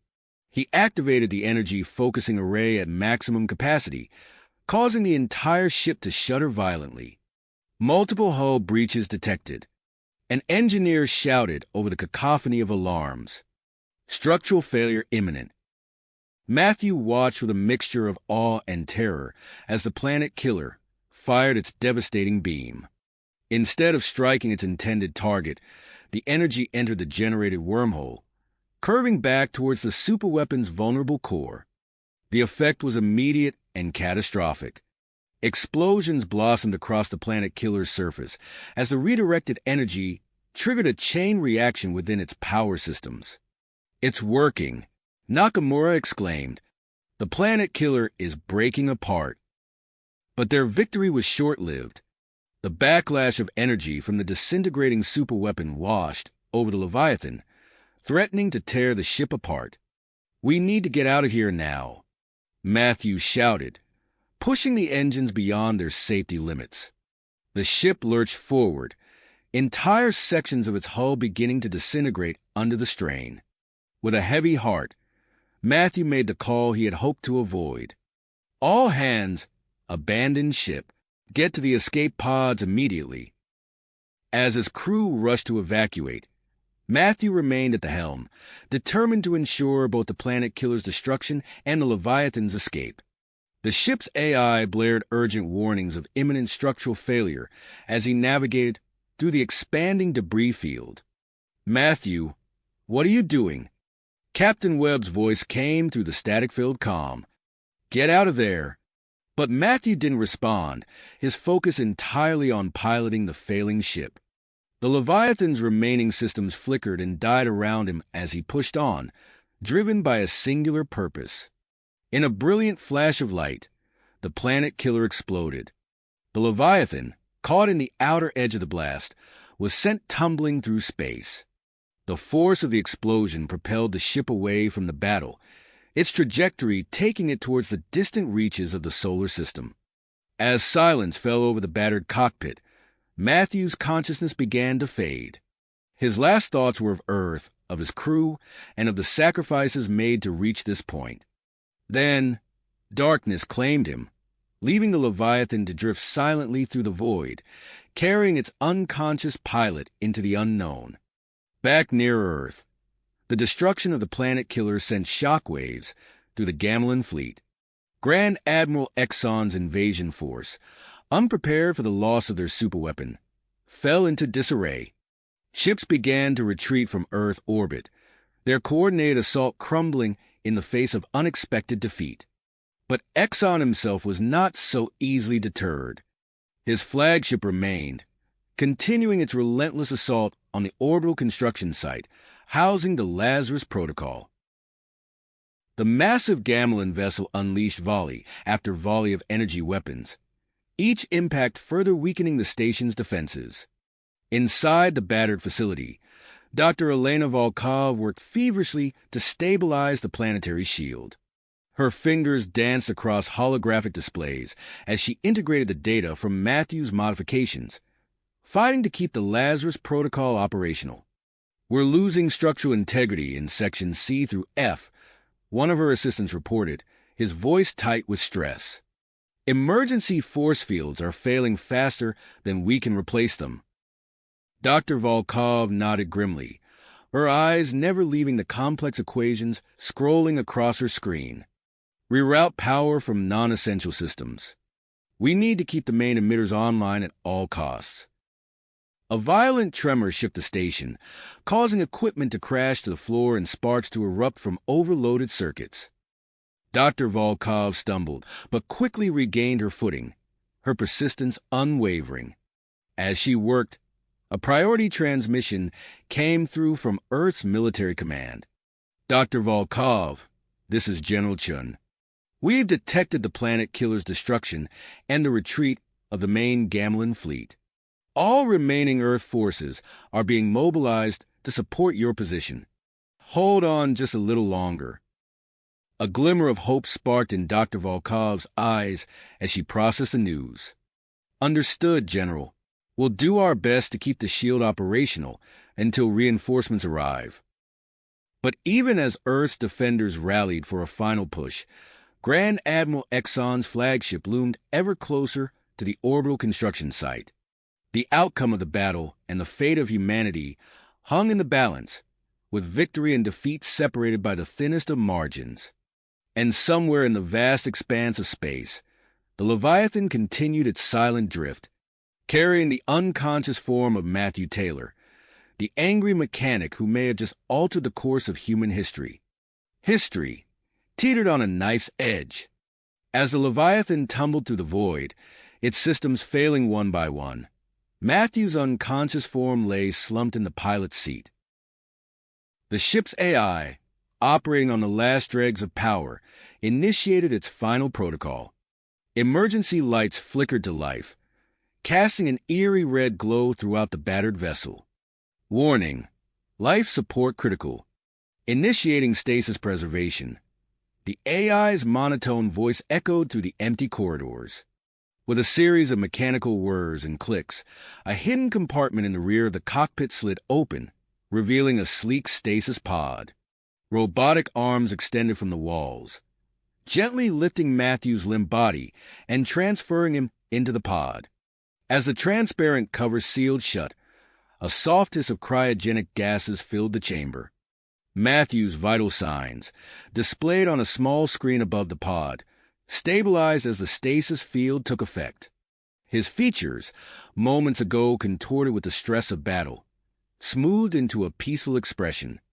The pod systems engaged fully, preserving the Leviathan's lone occupant in suspended animation. With its final task complete, the ship's AI diverted all remaining power to the stasis pod and emergency beacon. The Leviathan's engine sputtered and died, leaving the vessel to drift silently into the outer reaches of the solar system, carrying its precious cargo into the unknown. Back at Earth, the battle raged on with renewed intensity. The orbital construction site, housing the Lazarus Protocol, shuddered under the relentless assault from Grand Admiral Exxon's flagship. Inside the facility, Dr. Elena Volkov worked feverishly at her console, her fingers flying across holographic displays as she fought to stabilize the planetary shield. Rerouting power from auxiliary generators, she called out to her team. We need to maintain shield integrity at all costs. A violent tremor shook the station, sending equipment crashing to the floor. Dr. Volkov stumbled, but quickly regained her footing, her eyes never leaving the complex energy patterns displayed before her. Doctor, we've lost containment in sectors 7 through 9, one of her assistants reported, his voice tight with tension. Dr. Volkov nodded grimly. Seal off those sectors and divert all available power to the main emitters. We can't let the shield fail now. As the orbital station groaned under the strain, Earth's defenders mounted a desperate counteroffensive. Admiral Hiroshi Tanaka, coordinating from a fortified bunker deep beneath the surface, directed a ragtag fleet of repurposed civilian ships against Exxon's forces. All units, focus fire on the flagship's port nacelles, Tanaka ordered, his voice calm despite the chaos unfolding on the tactical displays surrounding him. We need to draw their fire away from the construction site. The improvised Earth fleet, a mismatched collection of freighters, luxury liners, and mining vessels hastily outfitted with salvaged Gamelin weapons, swarmed around Exxon support ships. What they lacked in military precision, they made up for in sheer tenacity and unpredictability. Captain Marcus Webb, at the helm of the battered ESS Defiant, led the charge against Exxon's flagship. The once proud Earth battleship, now scarred and limping, executed a series of daring maneuvers that defied its damaged state. Hold together, old girl, Webb muttered, his hands dancing across the controls as he pushed the Defiant to its limits. Just a little longer. The Earth vessel weaved through a hail of energy blasts, retaliating with precision strikes against the Gamelin flagship's vulnerable points. Each hit sent shudders through the massive alien ship, slowly but surely degrading its formidable defenses. On the ground, the tide of battle shifted as resistance cells across the globe launched coordinated attacks on Gamelin installations. In the ruins of New York, a team of fighters used reprogrammed Gamelin drones to infiltrate a communications hub. In the jungles of Brazil, guerrilla forces ambushed alien supply convoys with reverse-engineered energy weapons. Across the war-torn landscape of Earth, humanity fought back with a ferocity that caught their invaders off guard. As the battle in orbit reached its crescendo, Dr. Akira Nakamura and her team of scientists raced against time in a hidden laboratory beneath the Fukushima hot zone. The air crackled with energy as they made final adjustments to their prototype phase shift device. "Power level stable," one of the technicians reported. "We're ready for full-scale test." Dr. Nakamura nodded, her face set with grit. "Initiate satellite uplink. Let's hope this works." With the push of a button, the device hummed to life. High above the Earth, a modified satellite began to emit waves of phase shift energy, invisible to the naked eye but powerful enough to alter the very fabric of space-time. Aboard his flagship, Grand Admiral Exxon watched with growing fury as his carefully laid plans crumbled around him. The bridge of his vessel was a chaos of alarms and frantic reports from his subordinates. "Shields failing. We've lost weapons control on decks 3 through 7. A Gamelin officer shouted over the din. Exxon's eyes narrowed as he assessed the situation. With a snarl of defiance, he made his decision. Set a collision course for the Earth station. If we cannot have this world, we will ensure its defenders perish with us. The massive Gamelin flagship broke orbit, its engines flaring with terrible purpose as it accelerated towards the orbital construction site. Earth's defenders, caught off guard by the suicidal maneuver, scrambled to intercept. Inside the station, Dr. Volkov's eyes widened as she realized the imminent threat. Her mind raced, calculating possibilities and potential outcomes in a matter of seconds. With grim perseverance, she made her choice. "Initiate emergency overload of the Lazarus Protocol," she commanded, her voice steady despite the gravity of her decision. "Channel all power into the planetary shield. We'll create a barrier they can't penetrate." As her team rushed to comply, Dr. Volkov allowed herself a moment of quiet reflection. The price of victory would be high, but the alternative was unthinkable. The orbital station hummed with unleashed energy as the Lazarus Protocol surged beyond its intended limits. The planetary shield began to glow with an intensity never before seen, a shimmering barrier between Earth and its would-be destroyers. Just as Exxon's flagship entered the final approach, the prototype phase shift device activated. A wave of energy washed over the Gamelin vessel, causing its outline to blur and shift. The mighty warship, caught between dimensions, began to break apart as it collided with the supercharged planetary shield. The resulting explosion lit up the sky, visible even from the surface of the Earth. Fragments of the Gamelin flagship rained down, most burning up in the atmosphere, but some impacting the already scarred surface of the planet. In the aftermath of the cataclysmic blast, the orbital construction site, housing the Lazarus Protocol, began to disintegrate. Emergency klaxons blared as Dr. Volkov and her team raced for the escape pods. "Move! Move!" she shouted, ushering her people to safety as the station crumbled around them. The pods launched just as the facility's main reactor went critical, adding its own fiery contribution to the orbital light show. As the echoes of battle faded and the remnants of the Gamelin fleet retreated in disarray, Earth's defenders began to assess the aftermath of their hard-won victory. The planet bore the scars of occupation and war, its cities in ruins and its ecosystems forever altered. Yet amid the destruction, there was hope. Humanity had faced extinction and emerged victorious. In the vast silence of the outer solar system, Unaware of the monumental events that had transpired, the Leviathan continued its lonely journey. Its emergency beacon pulsed weakly, a faint cry in the cosmic darkness. Within the stasis pod, Matthew Taylor slumbered on, his role in Earth's salvation and his potential part in its future yet to be fully realized. As the dust settled from Earth's hard-fought victory, the planet's defenders turned their attention to the monumental task of rebuilding. Amid the chaos of reconstruction, a faint signal pulsed through the vastness of space, unnoticed at first in the aftermath of the Gamelin invasion. Days turned to weeks, and weeks to months. Earth's newly established Space Recovery Division, tasked with salvaging valuable technology and rescuing stranded vessels, detected an anomaly at the edge of their scanning range. Admiral Hiroshi Tanaka, his face lined with the stress of recent events, leaned forward in his chair as the signal's origin was triangulated. "Sir, we've identified the source," reported Lieutenant Yuki Sato, her eyes fixed on the holographic display.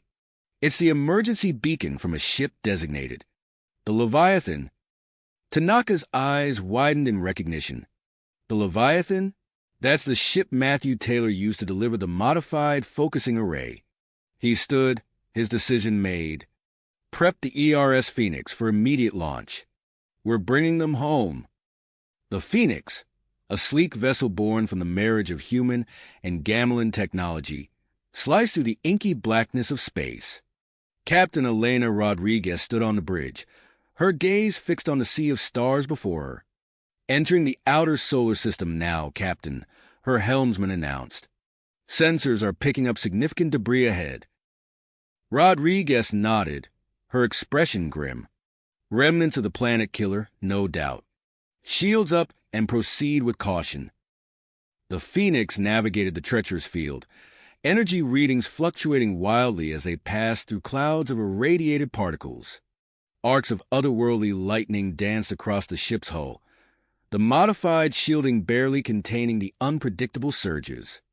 After days of careful maneuvering, a glint of metal caught the eye of the Phoenix's sensor operator. Contact. Visual confirmation of the Leviathan, bearing 047 Mark 23. Rodriguez leaned forward, studying the battered ship on the monitor. "Deploy tractor beams. Let's bring her in nice and easy." The rescue team, clad in protective suits, boarded the Leviathan with trepidation. Emergency lights cast an eerie red glow through the corridors as they made their way to the cockpit. There, nestled in a hidden compartment, they found the stasis pod containing Matthew Taylor. Dr. Amelia Chun, the Phoenix's chief medical officer, ran her scanner over the pod. "Vitals are stable, but there's something odd about his cellular structure. We need to get him to the med bay for a full analysis." As the medical team carefully extracted Matthew from the stasis pod, the ship's engineers salvaged what they could from the Leviathan. The modified energy focusing array and the remnants of the phase shift device were carefully cataloged and secured. With their precious cargo aboard, the Phoenix began its journey home. But as they approached the orbit of Neptune, alarms blared across the bridge. "Captain, long-range sensors are detecting a spatial anomaly at the edge of the system," the science officer reported, his voice tight with concern. Rodriguez frowned. "Can you identify it?" "Negative, but the energy signature is similar to the wormhole created during the battle with the planet killer." "Log it and transmit the data back to Earth," Rodriguez ordered. "Let's hope it's nothing more than an echo of that nightmare." As the Phoenix continued its journey, Matthew Taylor lay in the med bay, his body undergoing subtle but profound changes. Dr. Chin watched in fascination as his cellular structure seemed to rewrite itself, adapting to some unknown stimulus. "It's as if he's evolving," she muttered to herself, recording her observations. But into what? Back on Earth, Dr. Elena Volkov pored over the data transmitted by the Phoenix. Her team of physicists worked around the clock, analyzing the spatial anomaly and its potential implications. The destruction of the planet killer, combined with our modified phase shift technology, may have created a permanent weak point in space-time, she explained to Admiral Tanaka. We need to prepare for the possibility that dash. Her words were cut short as an urgent transmission came through from a deep space monitoring station. The room fell silent as the message played. Multiple unidentified objects detected approaching from the direction of the spatial anomaly. Configuration unknown, not matching any known Gamelin designs. Request immediate dash. The transmission cut off abruptly. Tanaka turned to his staff, his face set with iron will. Sound the alert. I want every available ship mobilized and ready for deployment. As Earth's newly rebuilt defense forces sprang into action, factories and shipyards across the planet shifted into high gear. The hard-won knowledge from the Gamelin War was put to use, creating hybrid weapons and vehicles that merged the best of both human and alien technology. The ERS Phoenix, still days away from Earth, received new orders. Captain Rodriguez studied the transmission with a mix of concern and willpower. Change course, she commanded. We're to rendezvous with the defense fleet at Mars orbit. Whatever's coming, we can't risk losing Matthew or the tech we've salvaged.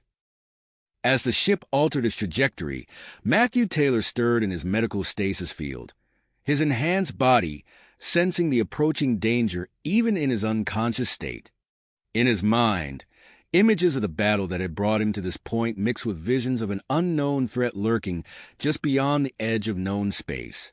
Earth stood on the brink once more, its people united by their shared history of survival against impossible odds. As the unknown objects drew ever closer, humanity prepared to face whatever challenge the universe had in store for them next. As the Phoenix neared Mars orbit, the ship's medical bay buzzed with activity. Dr. Chen stood over Matthew Taylor's stasis pod, her fingers dancing across the control panel. With a hiss of released pressure, the pod opened and Matthew's eyes fluttered open. He sat up abruptly, his movements unnaturally swift and precise. Dr. Chen stepped back, startled by his sudden alertness. "Easy there, Mr. Taylor," she said, reaching for her scanner. "You've been in stasis for quite some time." Matthew looked at his hands, flexing his fingers. "Something's different," he murmured, his voice low and steady. "I feel enhanced." Dr. Chen nodded, studying the readouts on her device. "Your cellular structure has undergone significant changes.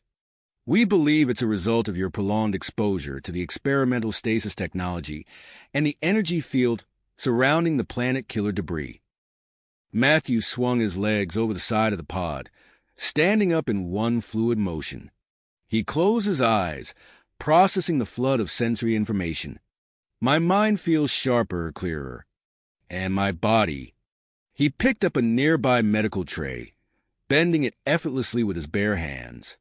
Dr. Chen's eyes widened. Increased strength, heightened reflexes, enhanced cognitive function.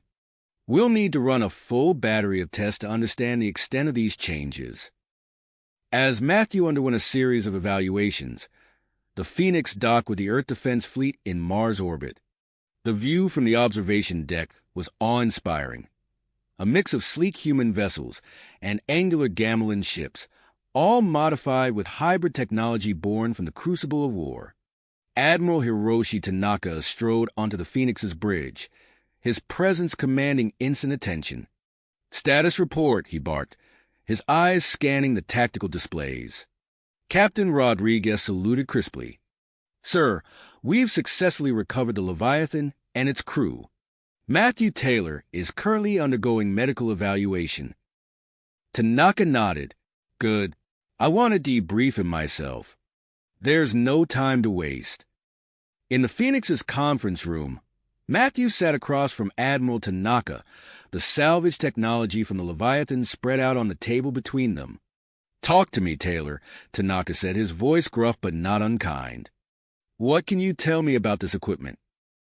Matthew's eyes darted between the components, his enhanced mind rapidly processing the information.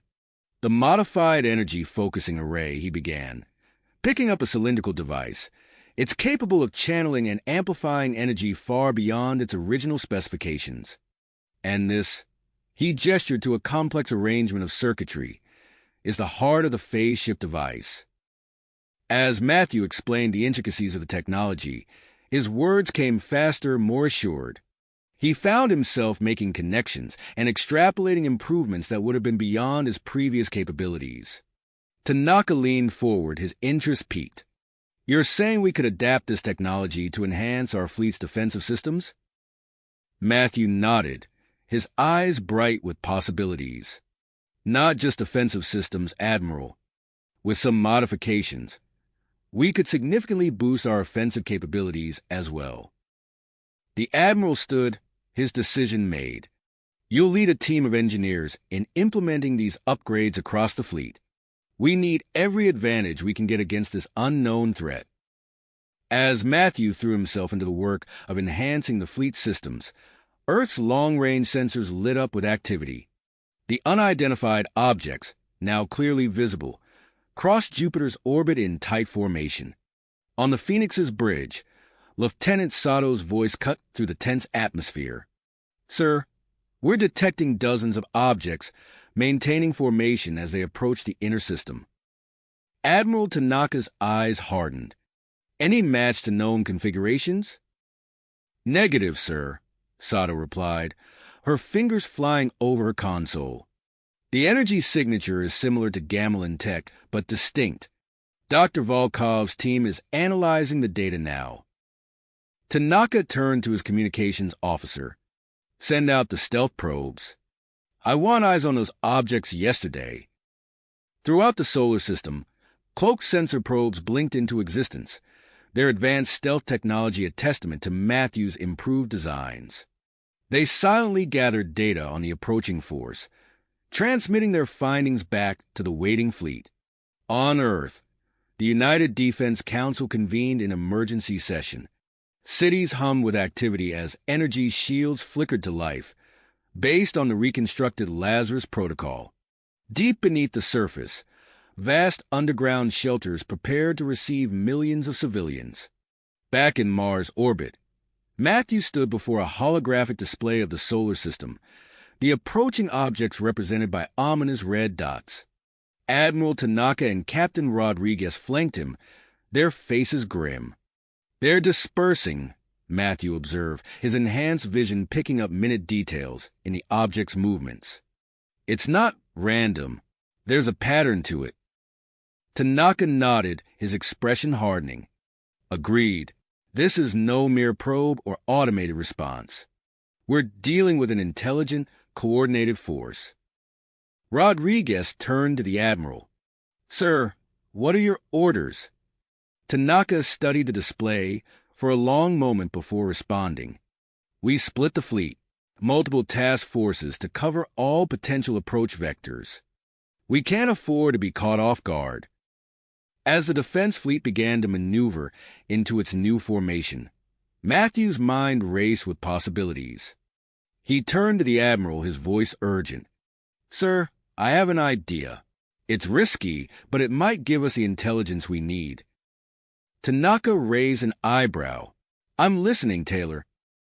Matthew outlined his plan to modify a scout ship with an enhanced version of the Leviathan's phase shift technology, allowing the team to approach the unidentified objects while remaining partially out of phase. The Admiral considered the proposal, weighing the potential gains against the risks. Finally, he nodded. Do it, but I want you leading this mission, Taylor. Your experience with the technology and your unique capabilities make you the best candidate. As Matthew and his hand-picked crew prepared for their daring mission, alarms blared across the fleet. Lieutenant Sato's voice crackled over the comms, tight with tension. Massive energy spike detected. Origin, the largest of the unidentified objects. Matthew froze, his enhanced senses prickling with a familiar sensation. It's similar to the spatial anomaly at the edge of the system, he realized aloud. They have space-time manipulation technology. With renewed urgency, Matthew and his team boarded the modified scout ship, christened the Shadow Hawk. As they ran through final checks, Matthew felt the weight of responsibility settling on his shoulders. Once again, the fate of Earth hung in the balance, and he was at the forefront of humanity's defense. The Shadow Hawk's engines hummed to life, its sleek form disengaging from the Phoenix. As they accelerated towards a dispersed formation of unidentified objects, Matthew activated the phase shift device. The ship shimmered, fading from conventional sensors as it slipped into a state of partial phase. Behind them, Earth's defense fleet moved into position, poised to respond to whatever intelligence Matthew and his team uncovered. As the Shadow Hawk ventured into the void, humanity collectively held its breath, waiting to see what new challenges the universe had in store for them. As the Shadow Hawk ventured into the void, humanity collectively held its breath, waiting to see what new challenges the universe had in store for them. Matthew's hands glided over the controls, his enhanced senses attuned to every minute vibration of the ship. The phase shift technology hummed softly, wrapping the Shadow Hawk in a cocoon of distorted space-time. As they approached the alien formation, the crew fell silent, their eyes fixed on the main view screen. "My God!" whispered the navigator, her voice barely audible. "Look at those ships." Matthew leaned forward, his enhanced vision piercing through the haze of the phase shift field. The alien vessels loomed before them, their hulls a twisted amalgamation of organic and mechanical components. Tendrils of living metal writhed across their surfaces, pulsing with an otherworldly energy. "It's like nothing we've ever seen," Matthew murmured, his mind racing to analyze the strange designs. "They're not just ships. They're alive." Suddenly, alarms blared throughout the Shadow Hawk. The largest object in the alien formation began to glow, energy building around it in coruscating waves. "Massive energy spike detected," shouted the sensor officer. "It's Dash." His words were cut off as a pulse of blinding light erupted from the alien vessel. The Shadow Hawk shuddered violently, its phase shift field fluctuating wildly. Matthew's hands flew across the controls, fighting to keep the ship stable. "We're materializing," he shouted over the din of failing systems. "Phase shift field is collapsing." The Shadow Hawk flickered into full visibility, its stealth compromised. Warnings flashed across every console as the ship's systems began to fail one by one. Matthew's crew worked frantically, their fingers dancing across control panels in a desperate attempt to regain control. Drawing on his enhanced reflexes and intimate knowledge of the hybrid technology, Matthew's mind raced through possibilities. In a blur of motion, he rerouted power from non-essential systems, stabilizing the ship's critical functions.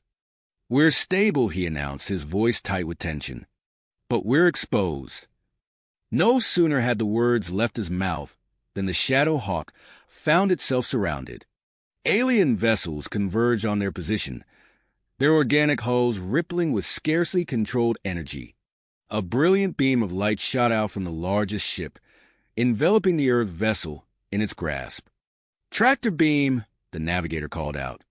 "We're being pulled in." Matthew's mind raced, weighing their options. As the massive hangar bay of the alien mothership loomed before them, he made a split-second decision. His fingers flew across a hidden panel, activating a protocol he had secretly installed. The outer hull of the Shadow Hawk began to shift and reconfigure. Small autonomous drones detached from the ship's surface, their miniaturized phase shift technology allowing them to slip away undetected. "What are those?" asked the weapons officer, staring at the screen in confusion. "Our lifeline," Matthew replied grimly. "And Earth's best chance." The Shadow Hawk was drawn inexorably into the alien hangar bay, the massive doors sealing shut behind them. As atmosphere flooded the chamber and gravity generators activated, Matthew and his crew braced themselves for what was to come. "Everyone stay alert," Matthew ordered, his enhanced senses picking up subtle changes in the environment around them.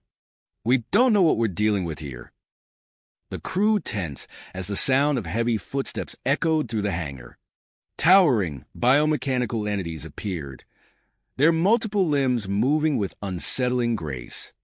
Matthew's skin prickled as he sensed the electromagnetic fields surrounding the aliens, a silent form of communication passing between them. As the alien beings approached the Shadow Hawk, Matthew locked eyes with his crew. "Whatever happens," he said quietly, "remember your training, and remember what's at stake." The hatch of the Shadow Hawk hissed open, and Matthew stepped forward to face the unknown. His enhanced mind raced with possibilities, analyzing every detail of their captors and surroundings. As he was led away with his crew, Matthew couldn't help but feel that the fate of Earth now rested on what they would discover within the heart of this alien vessel. Outside the mothership, the tiny drones dispersed silently through the alien fleet, their sensors gathering crucial data. They transmitted their findings back to the waiting Earth Defense Fleet, where Admiral Tanaka received the incoming information with unwavering drive. As the Shadow Hawk's crew was escorted deeper into the alien vessel, Matthew's enhanced senses remained on high alert. He memorized every turn, every detail of the organic-looking corridors. Whatever lay ahead, he was determined to find a way to turn this catastrophe into an opportunity, one that might just save Earth from this new, terrifying threat. As Matthew and his crew were led deeper into the alien vessel, his mind raced with possibilities. The biomechanical entities surrounding them moved with eerie grace, their multiple limbs clicking against the organic-looking floor. Suddenly, an idea struck him.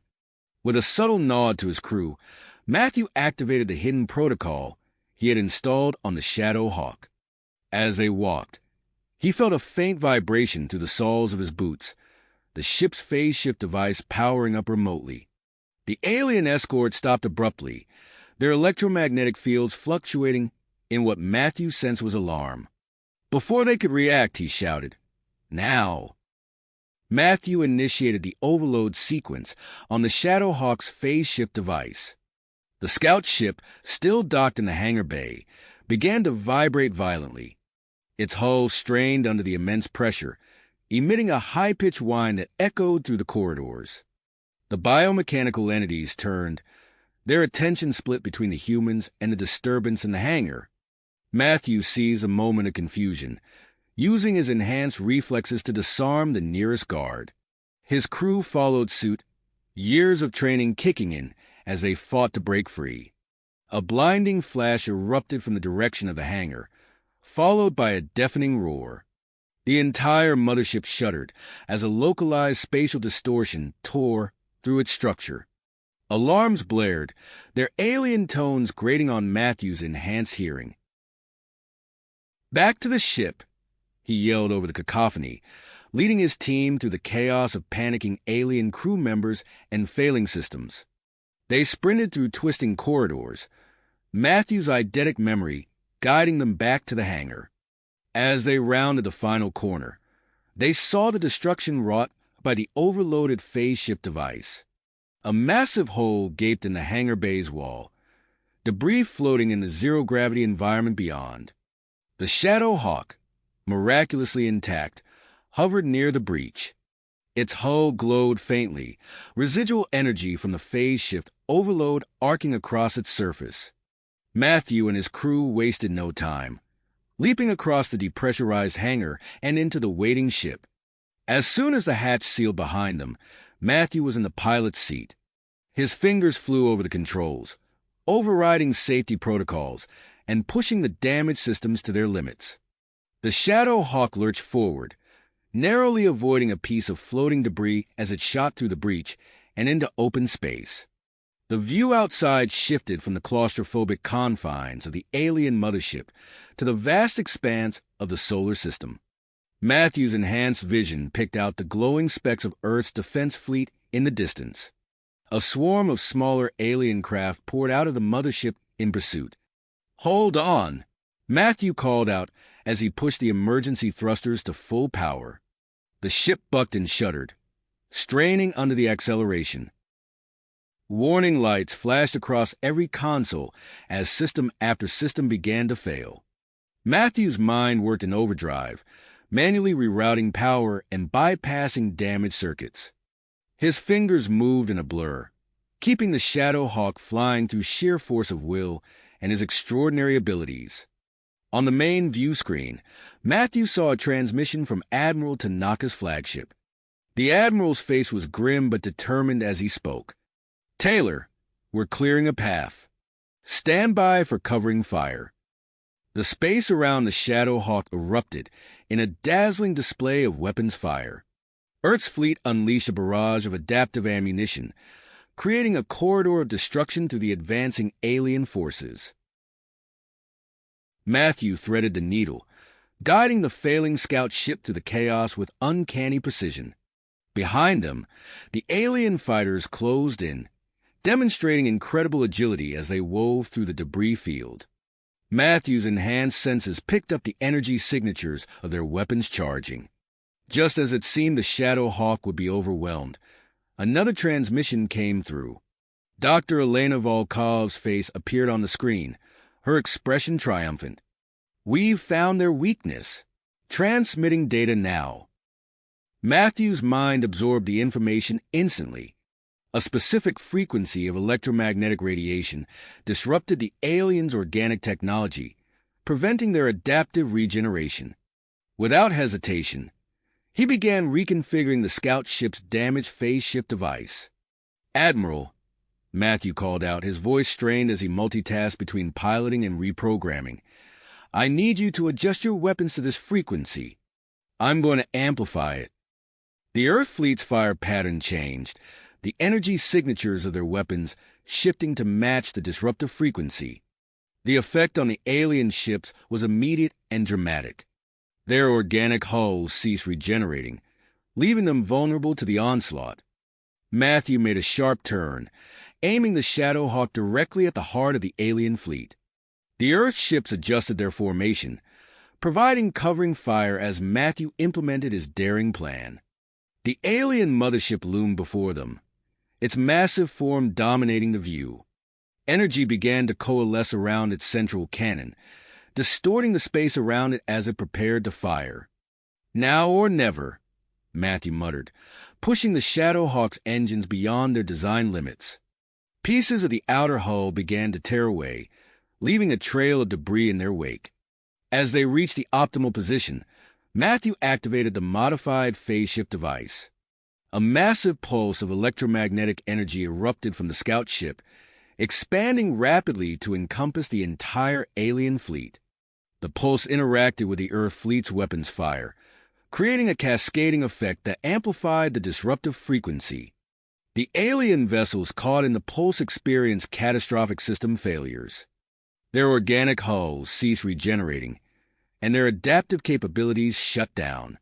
The mothership's charging sequence was interrupted, causing a massive power surge throughout its systems. The Shadow Hawk, having expended the last of its energy in the pulse, began to drift powerless in space. Life support systems failed, leaving Matthew and his crew in a desperate situation. As they floated in the darkness, watching the alien fleet crumble around them, Matthew's enhanced vision picked out the approaching rescue shuttles from Earth's fleet. The battle was not yet over, but as Matthew watched the alien mothership begin to break apart, he knew they had turned the tide. The fate of Earth now hung in the balance, with the unstable alien superweapon threatening to unleash destruction on an unimaginable scale. As the alien mothership began to tear itself apart, Matthew's eyes locked onto the approaching rescue shuttles from Earth's defense fleet. "We're not out of this yet," he muttered, his enhanced vision picking up the telltale signs of an impending explosion. The unstable superweapon within the alien vessel was reaching critical mass, its energy signature growing exponentially. Matthew's mind raced, calculating the potential fallout. Mars, he realized with a start. The explosion could devastate the planet. As if reading his thoughts, Admiral Tanaka's voice crackled over the comm system. "All ships, deploy gravity manipulation devices." We need to create a protective field around Mars now.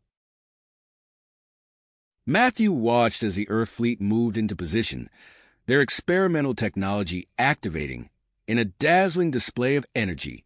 A shimmering barrier began to form around the red planet, just as the first shockwaves from the imploding mothership reached them. The Shadow Hawks shuddered violently, systems that were already on the brink of failure now shutting down completely. Life support alarms blared, their urgent wailing a stark reminder of their precarious situation. "We need to buy ourselves some time," Matthew announced, his fingers flying over the remaining functional consoles. "Everyone, listen carefully. We're going to cannibalize what's left of our systems to create an improvised shield." His crew, despite their exhaustion, moved with practiced efficiency. Under Matthew's guidance, they began repurposing the scout ship's power core and the remnants of its phase shift components. "Sir," the engineer called out, her voice strained, "we're pushing these systems well beyond their design limits. There's no guarantee this will work." Matthew nodded grimly. "It's our only chance. We need to hold out until those shuttles reach us." As they worked, the view outside their viewport became a maelstrom of destruction. The alien mothership collapsed in on itself, releasing waves of energy that rippled through space. Debris from the destroyed vessel hurtled in all directions, some of it caught in Mars' gravity well and beginning its descent towards the planet's surface. With a final surge of effort, Matthew connected the last component of their makeshift shielding device. "Brace yourselves," he warned, activating the system. A whine of protesting circuits filled the air as the improvised shield flickered to life. Just in time, as the most powerful shockwave yet slammed into the Shadow Hawk. The ship tumbled end over end, pushing it further from the approaching rescue shuttles. Through the chaos, Matthew's enhanced senses picked up an anomaly. A small, sleek vessel emerged from the debris field, seemingly unaffected by the electromagnetic pulse that had crippled the other alien ships. "We've got company," he announced, his mind already formulating a plan. That ship. It must be carrying their leader. Despite the rapidly failing life support and the strain of their improvised shield, Matthew made a bold decision. With the last reserves of power, he fired up the maneuvering thrusters, plotting an intercept course with the alien escape craft. "What are you doing?" his navigator gasped, clinging to her station as the ship lurched forward. "Buying Earth a chance," Matthew replied, his enhanced reflexes allowing him to pilot the nearly dead scout ship with incredible precision. As they closed in on the alien vessel, Matthew initiated a controlled overload of their shielding device. The resulting energy discharge washed over the enemy craft, causing it to spiral out of control. Just then, a familiar voice cut through the static of their comm system. "Shadow Hawk, this is Admiral Tanaka.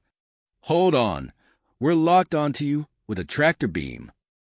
Matthew felt the familiar tug of the experimental technology, relief washing over him as both the Shadow Hawk and the alien escape craft were ensnared in its grasp. Moments later, the rescue shuttles finally reached them. As emergency teams boarded the Shadow Hawk, Matthew fought to stay conscious long enough to relay critical information about the alien leader to the boarding party. His last thoughts before succumbing to exhaustion were the challenges that lay ahead. The battle was won, but as he drifted into unconsciousness, Matthew knew that this was just the beginning of humanity's fight for survival in a universe far more dangerous than they had ever imagined. As his consciousness faded, the last thing Matthew saw was the determined face of a rescue team member reaching out to pull him to safety.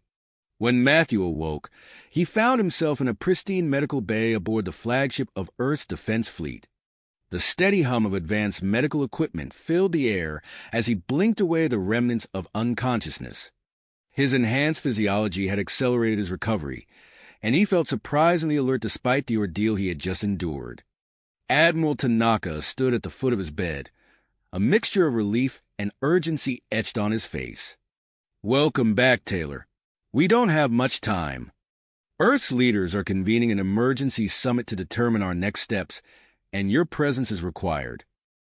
Matthew sat up, his mind already racing with possibilities. The alien leader we captured. Have we learned anything? Tanaka nodded grimly. Our interrogation teams have been working around the clock. We've gathered critical intelligence, but I'll let the experts brief you on that. Right now, we need your expertise on how to integrate the alien technology we've salvaged. Within hours, Matthew found himself standing before a panel of Earth's most influential leaders. The room buzzed with tension as he presented his plans for the Phoenix Initiative, a bold project to combine human engineering, gamelan technology, and the newly acquired alien organic systems into a new class of hybrid vessels. By leveraging the strengths of each technological base, Matthew explained, gesturing to the holographic schematics floating before the assembly, we can create ships that are more adaptable, more resilient, and more powerful than anything we've ever built. The summit erupted into a flurry of questions and debates. Matthew fielded each inquiry with calm precision, his enhanced mind processing and responding to complex technical and strategic concerns with ease. As the session drew to a close, the leaders reached a consensus. The Phoenix Initiative would move forward, with Matthew at the helm. In the months that followed, Matthew threw himself into the project with unwavering focus. He worked tirelessly alongside Dr. Elena Volkov and a hand-picked team of Earth's brightest minds at the newly established research facility on Mars. The red planet's unique environment provided ideal conditions for testing and refining the hybrid technologies. As Matthew fine-tuned the integration of synth-adaptive capabilities into human design hulls, he received regular updates on the interrogation of the captured alien leader. The information painted a chilling picture. The Synth Collective, a vast network of biomechanical beings, had set its sights on assimilating advanced technologies throughout the galaxy. Earth's recent victory had only delayed the inevitable arrival of a much larger invasion force. The pressure to complete the Phoenix Initiative mounted with each passing day. Matthew pushed himself and his team to their limits, working through exhaustion and setbacks. Finally, after countless simulations and prototypes, they achieved a breakthrough. The ESS Redemption, the first full-scale prototype of the new hybrid vessels, stood ready in the Martian shipyard. Its sleek hull pulsed with an otherworldly energy, a visual testament to the seamless integration of human, gamelan, and synth technologies. As Matthew conducted the final systems check, alarms blared throughout the facility. Admiral Tanaka's holographic form materialized beside him, his expression grim. "Taylor, long-range sensors have detected a massive synth armada approaching the solar system. We're mobilizing every ship we have, but we're going to need the redemption." Matthew's mind raced through calculations and possibilities. The ship hasn't completed its full trial run. We don't know how it will perform in actual combat conditions. "We don't have a choice," Tanaka replied. "You know this ship better than anyone. I need you at the helm." Without hesitation, Matthew nodded. "Understood, Admiral. We'll be ready." As the Redemption prepared for launch, Matthew felt a familiar surge of adrenaline. He interfaced with the ship's hybrid systems, feeling the vessel come alive around him. The neural link, enhanced by his own augmented physiology, allowed him to sense every aspect of the ship as if it were an extension of his own body. The shipyard's massive doors parted, revealing the starry expanse beyond. Matthew took a deep breath, his hands steady on the controls. ESS Redemption to Earth Defense Command. We are go for launch. As the hybrid ship surged forward, leaving the red sands of Mars behind, Matthew knew that the true test of the Phoenix Initiative was about to begin. The fate of Earth hung in the balance, and he was piloting humanity's best hope for survival into the heart of an oncoming storm. You have reached the end of the story. If you enjoyed this story and want to support us, please leave a like and subscribe to our channel, and for every comment that says 88, I will heart every single one of them. Thank you for your time.